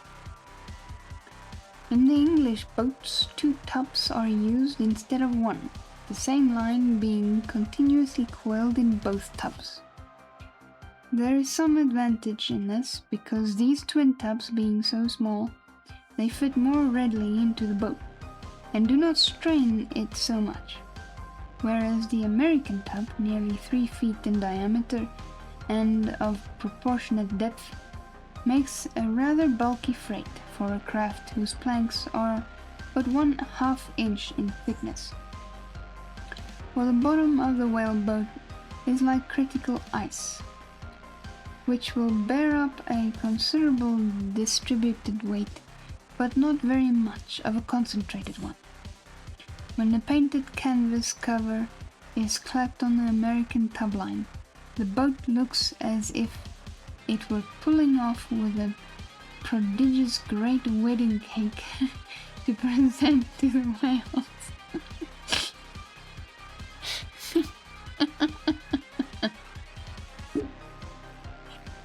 Hey whale, I've got a great white wedding cake for you. Oh, that's hilarious. I do like that description. Both ends of the line are exposed, the lower end terminating in an eye splice or loop coming up from the bottom against the side of the tub, and hanging over its edge completely disengaged from everything. This arrangement of the lower end is necessary on two accounts. First, in order to facilitate the fastening to it of an additional line from a neighboring boat, in case the stricken whale should sound so deep as to threaten to carry off the entire line originally attached to the harpoon. In these instances, the whale, of course, is shifted like a mug of ale, as it were, from the one boat to the other, though the first boat always hovers at hand to assist its consort. Second, this arrangement is indispensable for common safety's sake, for were the lower end of the line in any way attached to the boat, and were the whale then to run the line out to the end almost in a single smoking minute, as it sometimes does, he would not stop there, for the doomed boat would infallibly be dragged down after him into the profundity of the sea, and in that case no town carrier would ever find her again. Yeah, that's scary. That is scary.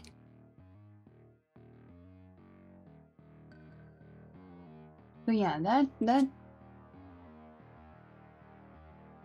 last bit is not attached to it, like I thought it would be.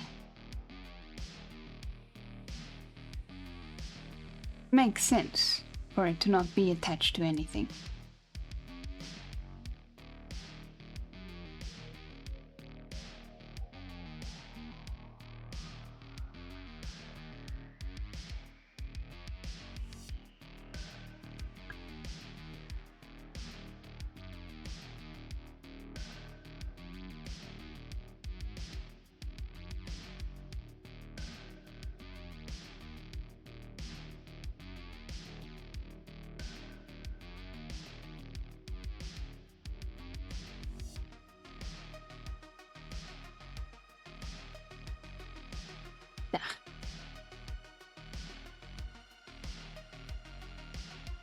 Whee!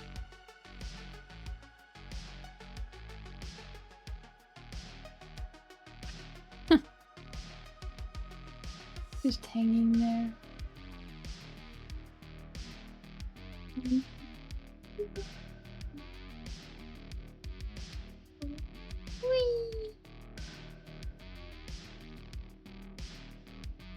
There must be a lot of blood in that head there. Let me see. Even though I take it by the head, the grip point just moves to the feet, which is so weird. Look, I'm not moving the mouse. And now it's hanging.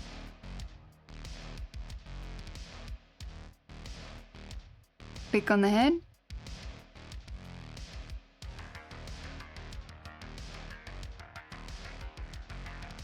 So funny. Whee! Wink. I like the way it fixes itself too. It's hilarious. Okay, I'll stop playing around now.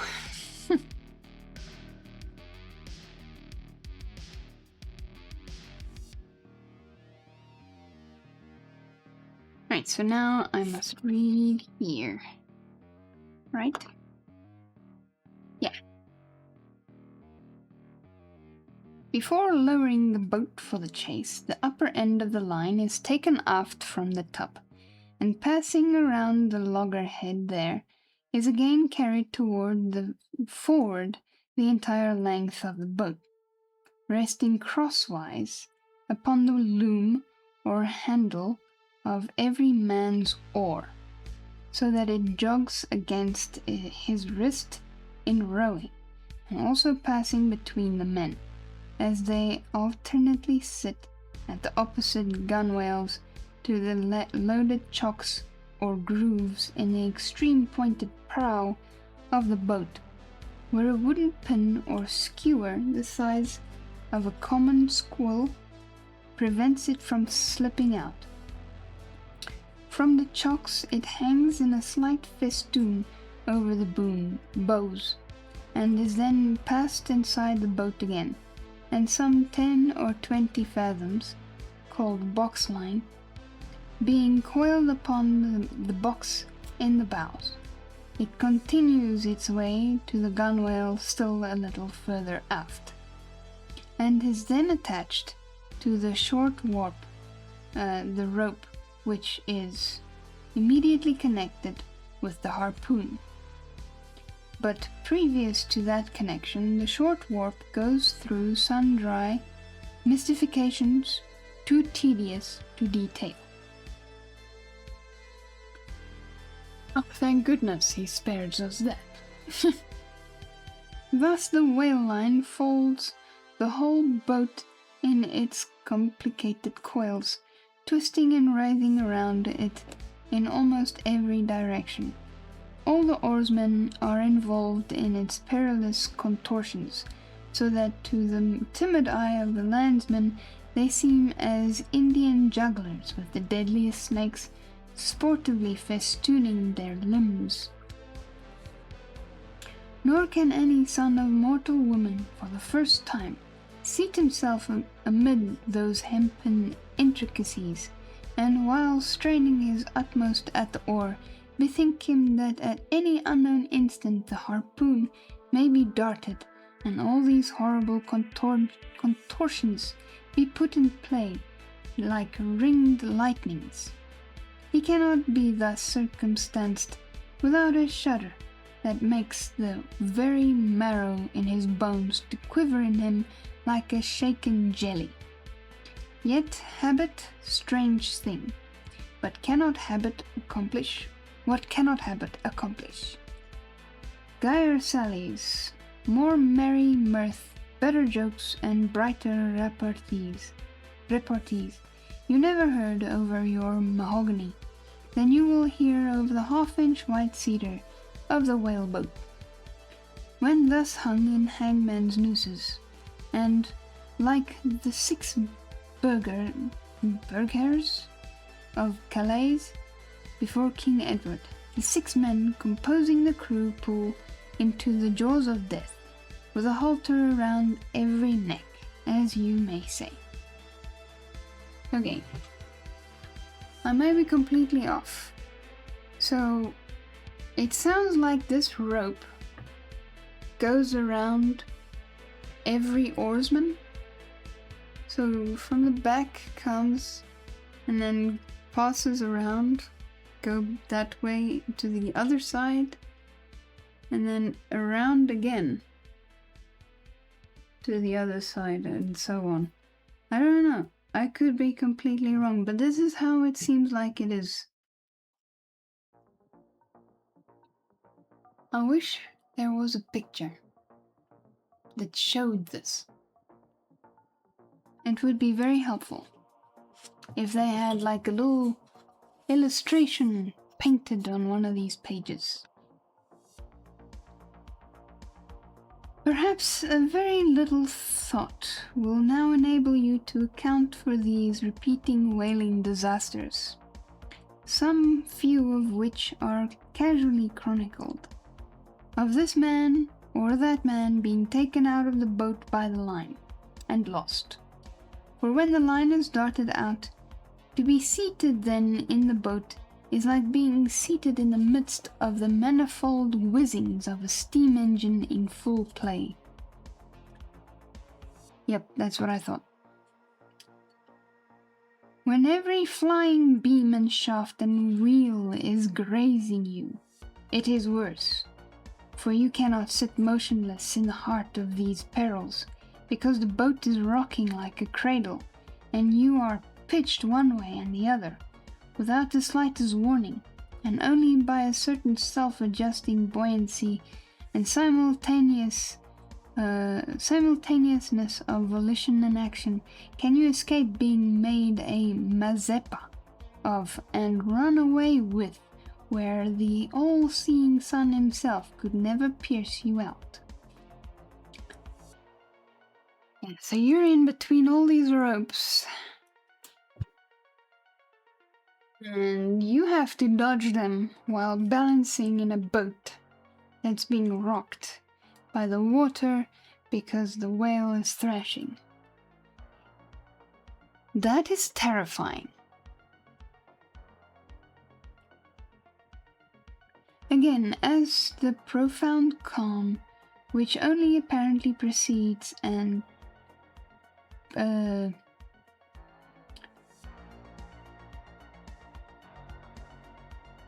don't know, sometimes this guy's sentences don't make sense. Again, as the profound calm which only apparently precedes and prophecies of the storm is perhaps more awful than the storm itself. For indeed the calm is but the wrapper and envelope of the storm, and contains it in itself, as the seemingly harmless rifle holds the fatal powder and the ball and the explosion.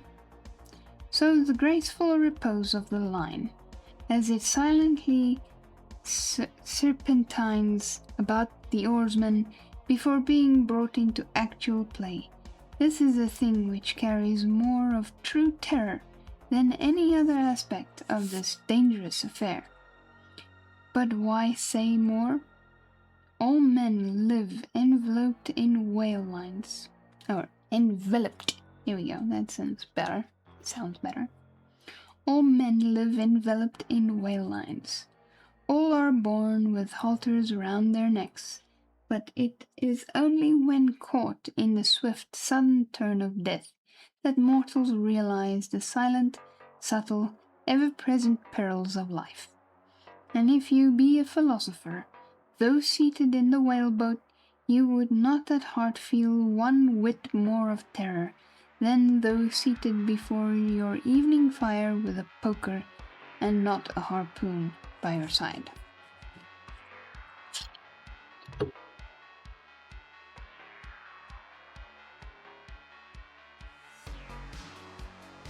Right, I'm glad I didn't skip that one, because that did shine a little bit of light. Let's see.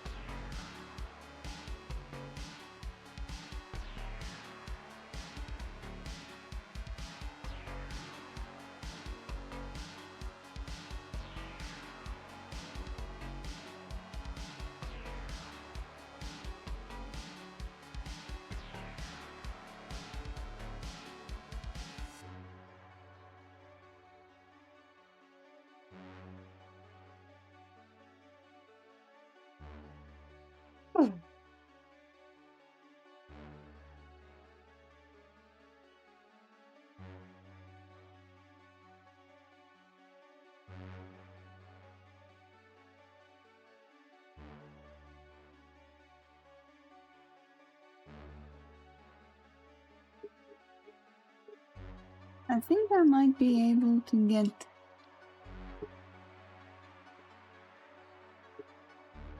to chapter 63, maybe 64. We shall see. Maybe I won't even reach that far.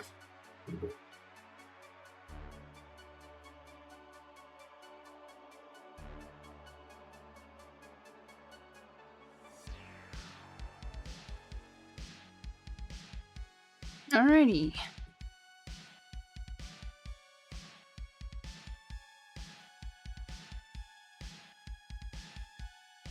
Did I say chapter 60?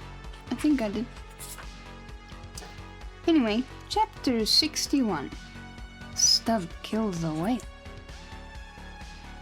Let's go.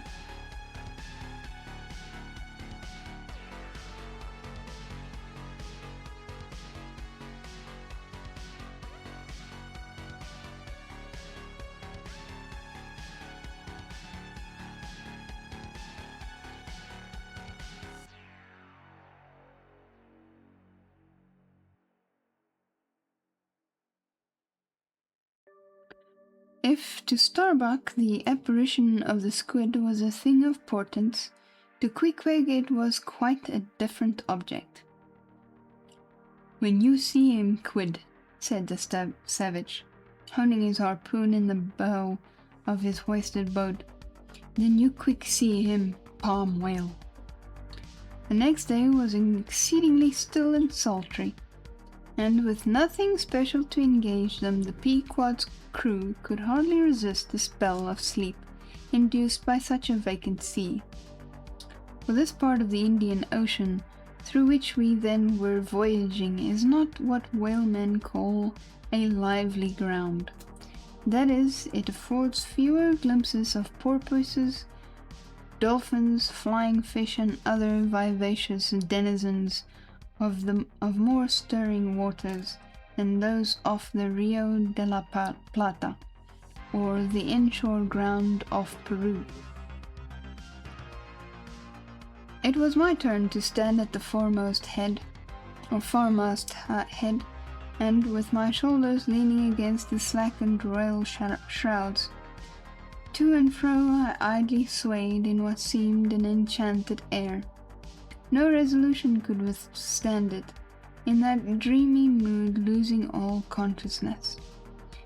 At last my soul went out of my body, though my body still continued to sway as a pendulum will, long after the powder which first moved it is withdrawn. Oh, the power, I mean.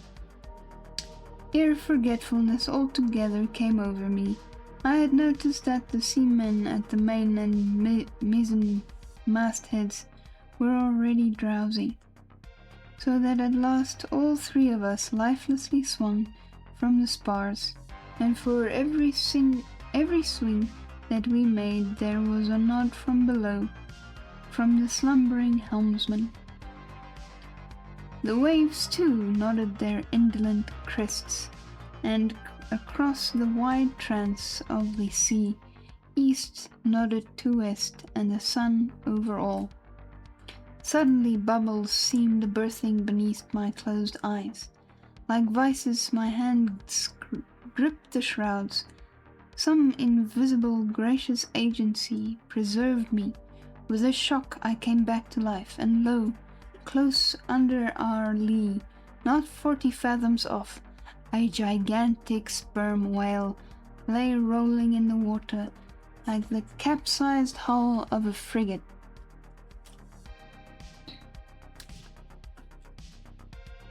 His broad glossy back, of an Ethiopian hue, glistening in the sun's rays like a mirror, but lazily undulating in the trough of the sea, and ever and anon tranquilly spouting his vapory jet. The whale looked like a portly burgher smoking his pipe of a warm afternoon. But that pipe, poor whale, was thy last. As if struck by some enchanter's wand, this sleepy ship and every sleeper in it all at once started into wakefulness, and more than a score of voices from all parts of the vessel simultaneously with the 3 notes from aloft shouted forth the accustomed cry, as the great fish slowly and regularly spouted the sparkling brine into the air. "Clear away the boats, Luff!" cried Ahab, and, obeying his own order, he dashed the helm down before the helmsman could handle the spokes.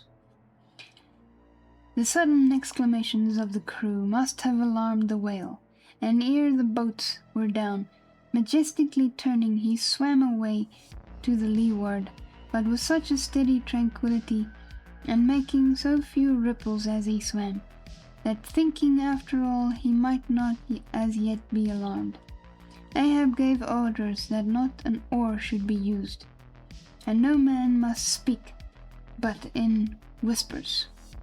So, seated like Ontario Indians in the gunwales of the boats, we swiftly but silently paddled along, the calm not admitting of the noiseless sails being set.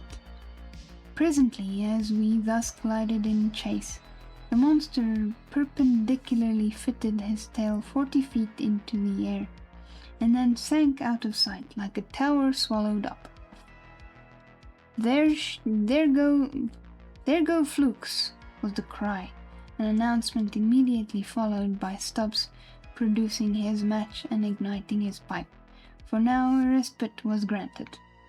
After the full interval of his sounding had elapsed, the whale arose again, and being now in advance of the smoker's boat, and much nearer to it than to any of the others, Stubb counted upon the honor of the capture. It was obvious now that the whale had at length become aware of his pursuers.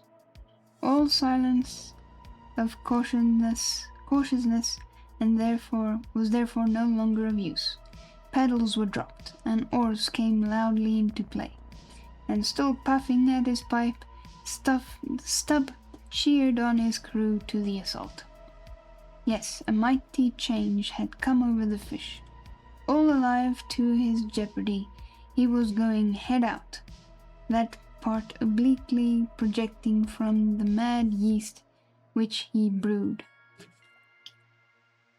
It will be seen in some other place of what a very light substance the entire interior of the sperm whale's enormous head consists. Now, I'm not gonna bother reading these fine prints. It's just gonna give me more eye strain.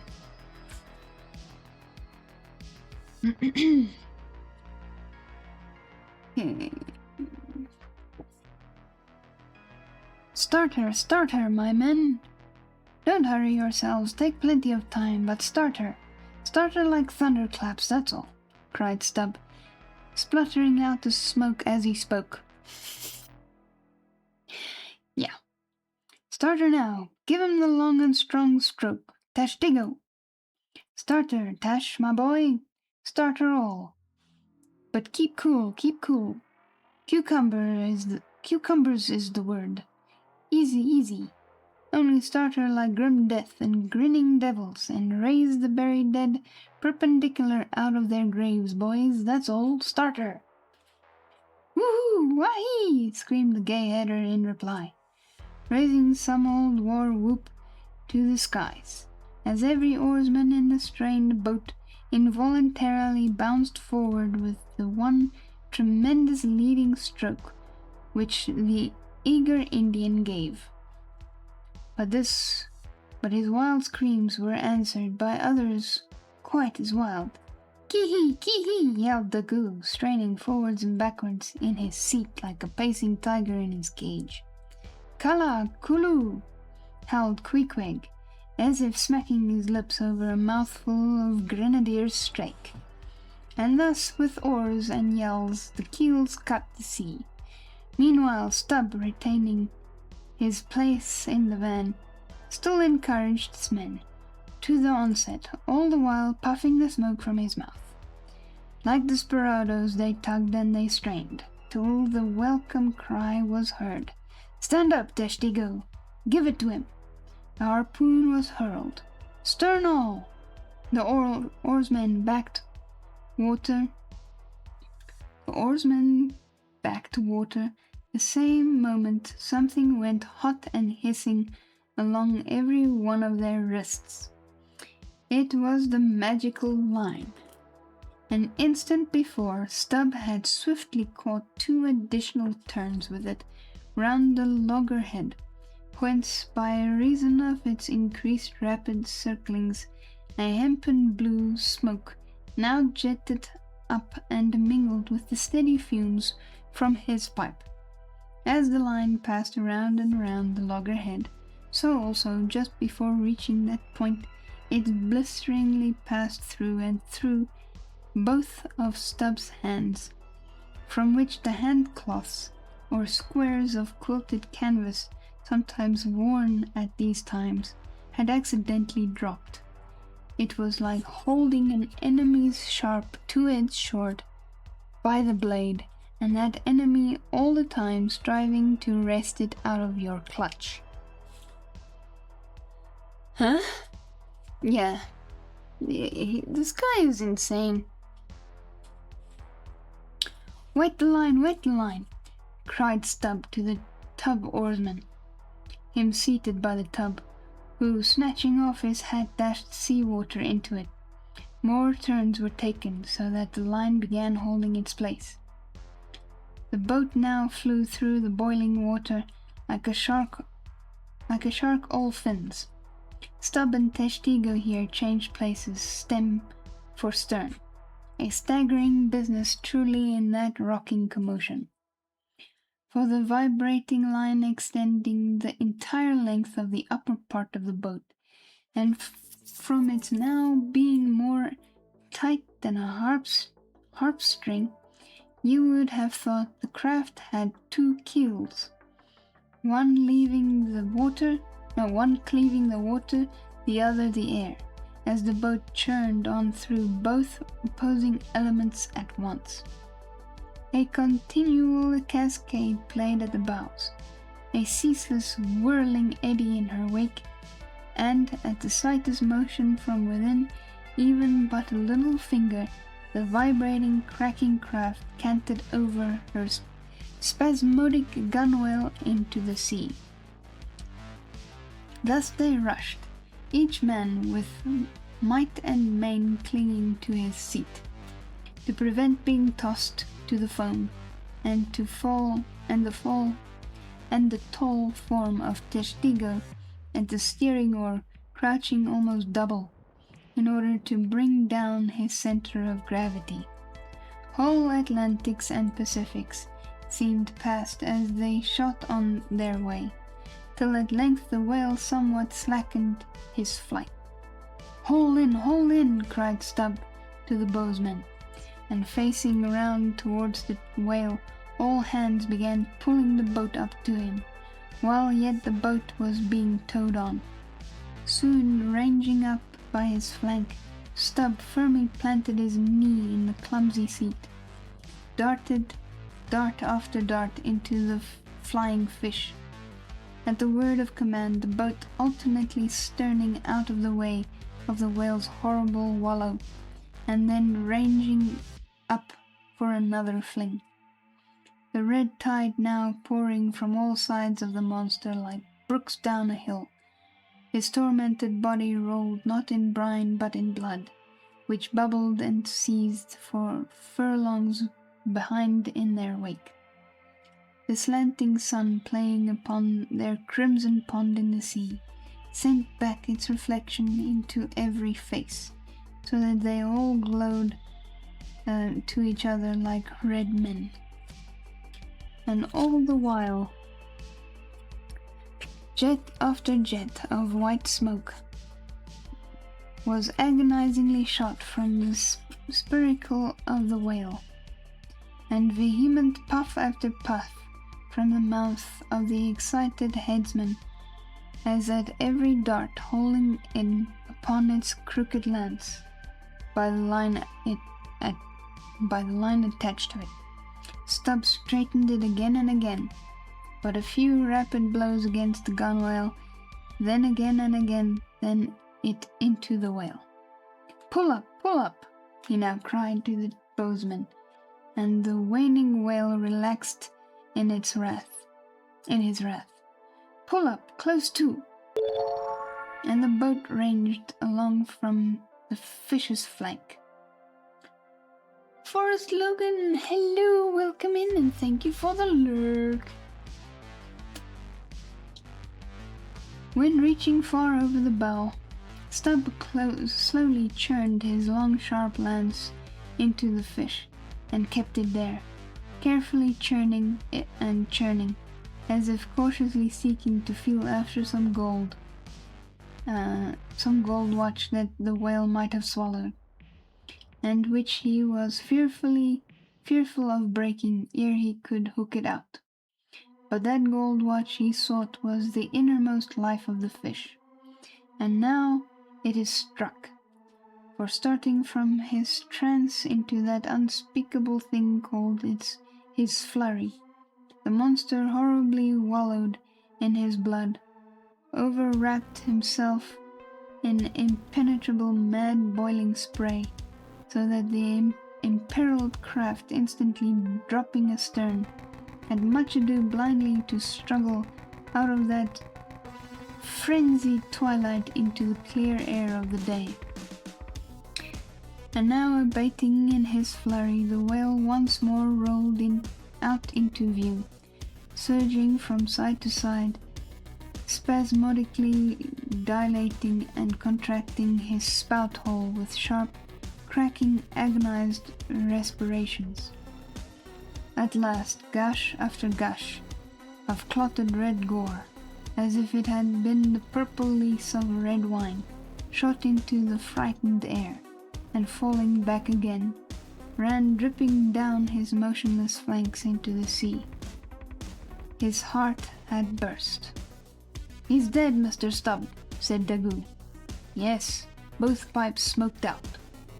And withdrawing his own from his mouth, Stubb scattered the dead ashes over the water, and for a moment stood thoughtfully eyeing the vast corpse he had made.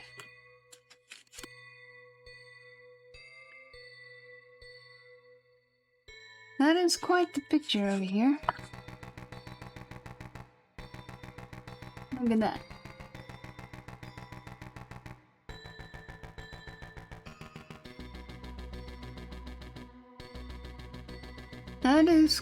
That was quite the gory description there.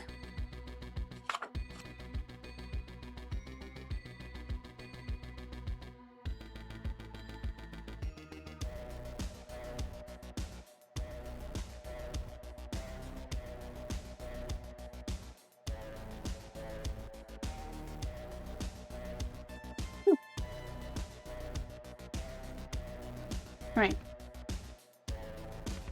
I might be able to read this chapter before it's time to raid out. And because we have one word today, which I'm still not sure what it is, we shall be looking that up in the dictionary before we raid out. Unlike yesterday, we actually found a word I didn't know. Or did I find bivouacs yesterday? Maybe I did. I don't know. I can't remember. Right. Let us continue then. Don't have much time for a little bit of a break, so let's just get going. But yeah, that was quite the brutal scene there. Chapter 62. The Dart. A word concerning an incident in the last chapter.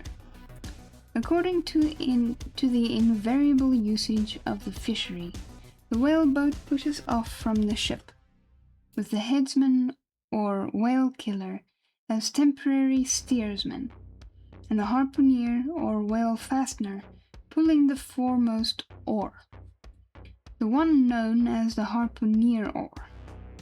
Now it needs a strong, nervous arm to strike the first iron into the fish, for often in what is called a long dart, the heavy implement has to be flung to the distance of 20 or 30 feet. But however prolonged and exhausting the chase, the harpooner is expected to pull his oar meanwhile to the uttermost. Indeed, he is expected to set an example of superhuman activity to the rest, not only by incredible rowing, but by repeated loud and intrepid exclamations, and what it is to keep shouting at the top of one's compass, while all the other muscles are strained and half-started. What that is, none know but those who have tried it. It's quite the strain. That is heavy work. For one, I cannot bowl very heartily and work very recklessly at one and the same time. It's very difficult to do that. In this straining, bawling state, then, with his back to the fish, all at once the exhausted harpooner hears the exciting cry, "Stand up and give it to him." He now has to drop and secure his oar, turn around on his center halfway, seize his harpoon from the crotch, and with what little strength may remain, he essays to pitch it somehow into the whale. No wonder, taking the whole fleet of whalemen in a body, that out of 50 fair chances for a dart, not 5 are successful. No wonder that so many hapless harpooneers are madly cursed and disrated. No wonder that some of them actually burst their blood vessels in the boat. No wonder that some sperm whalemen are absent 4 years with 4 barrels. No wonder that to many ship owners, whaling is but a losing concern, for it is the harpooner that makes the voyage. And if you take the breath out of his body, how can you expect to find it there when most wanted? Good question, right? Again, if the dart be successful, then at the second critical instant, that is, when the whale starts to run, the boat header and harpooner likewise start to running fore and aft, to the imminent jeopardy of themselves and everyone else. It is then they change places, and the headsman, the chief officer of the little craft, takes his proper station in the bows of the boat. Now, I care not who maintains the contrary, but all this is both foolish and unnecessary. The headsman should stay in the bows from first to last. He should both dart the harpoon and the lance, and no rowing whatever should be expected of him, except under circumstances obvious to any fisherman. I know that this would sometimes involve a slight loss of speed in the chase, but longer experience in various whalemen of more than one nation has convinced me that in the vast majority of failures in the fishery, it has not by any means been so much the speed of the whale as the before described exhaustion of the harpooner that has caused them. To ensure the greatest efficiency in the dart, the harpooneers of this world must start to their feet from out of idleness and not from out of toil. I kind of agree with him on that one. Good grief, the harpooneers don't have it easy, do they? I think they're the hardest working men on the ship, just based on that, because that is quite the strain.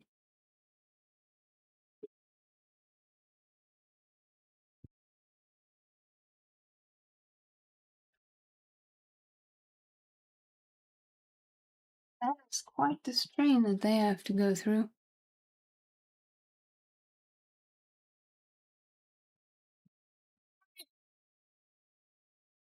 It's a heavy book, this one. Hey, we don't have to go too far.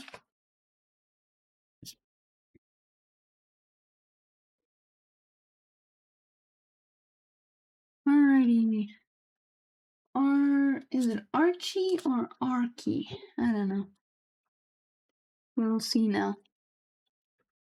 If this word is a word that exists in a dictionary, this book would show me how to say it.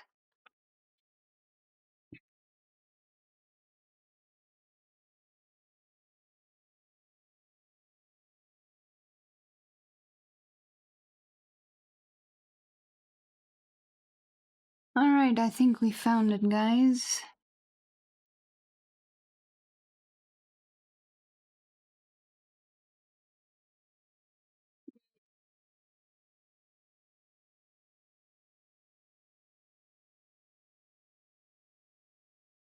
Here we go. Archiepiscopo.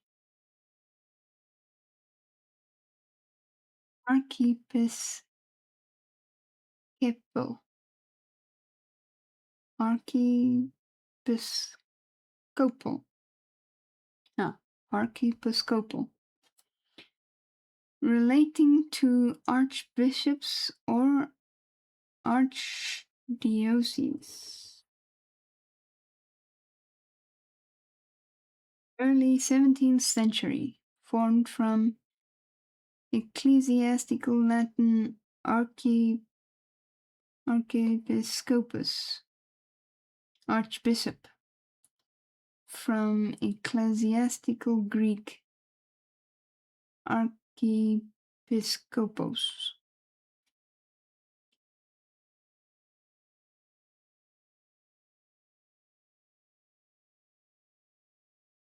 Okay, so it's just a word related to archbishops.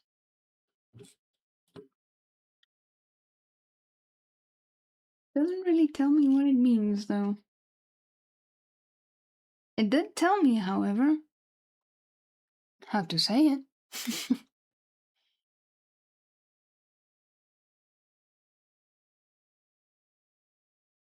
Related.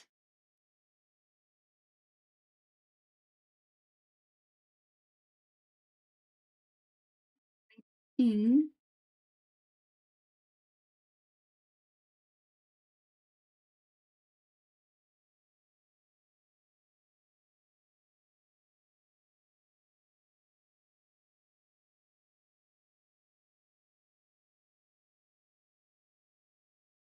to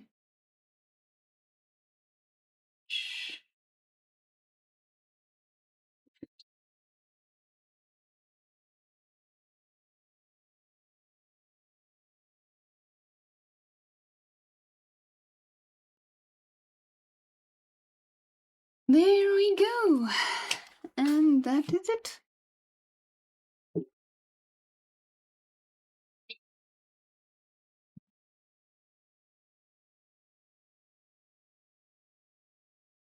Alrighty. Let's find some more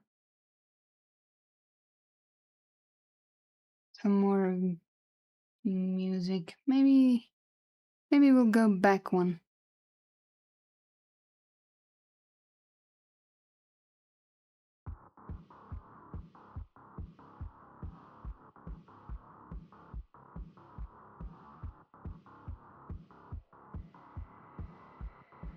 Alrighty. Let us go find somebody to raid.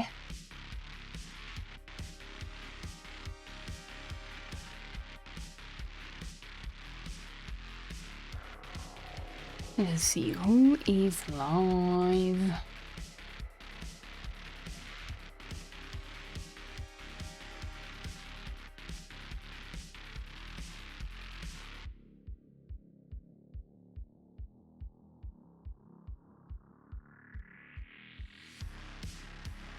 I thought I did something.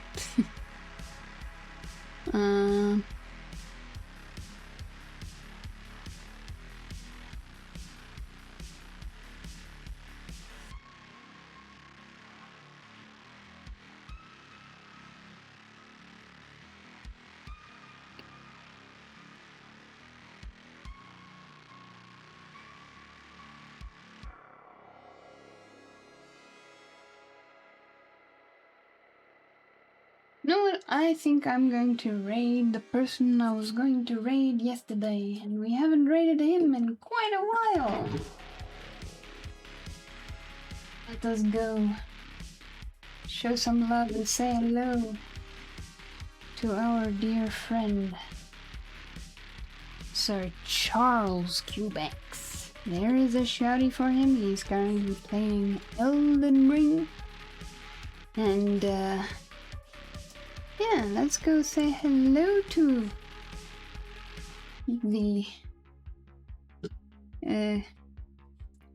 the wonderful hat-wearing gentleman. Is he wearing a hat right now? Let's see. He's wearing several. Let's go. Alrighty, folks, there is a raid message.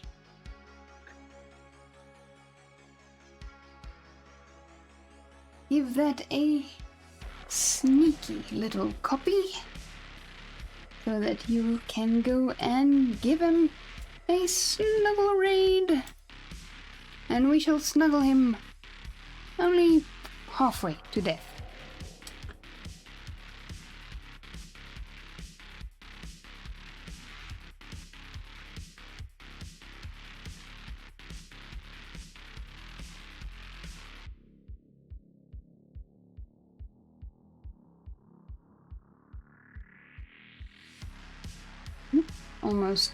Almost typed that wrong. Thank you everybody for joining me today.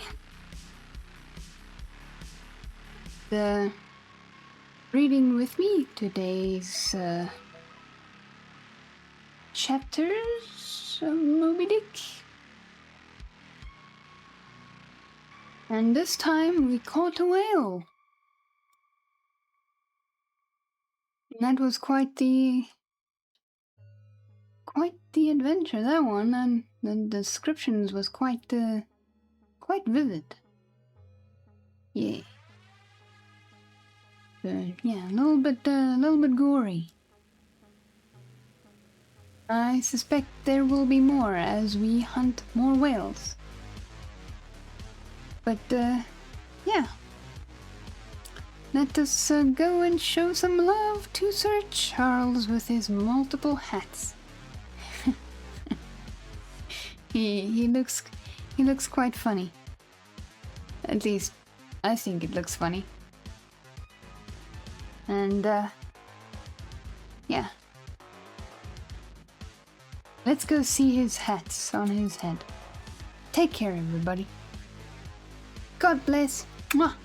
See you all tomorrow for another few chapters of Moby Dick. I feel like making next week another reading week, just so I can get through this book. I honestly do not want to sit months reading this book. So, yeah. Take care, everybody. May you have a fantastic and non-frustrating rest of your day. And I shall see you for some more Moby Dick adventures tomorrow. Take care. Bye-bye.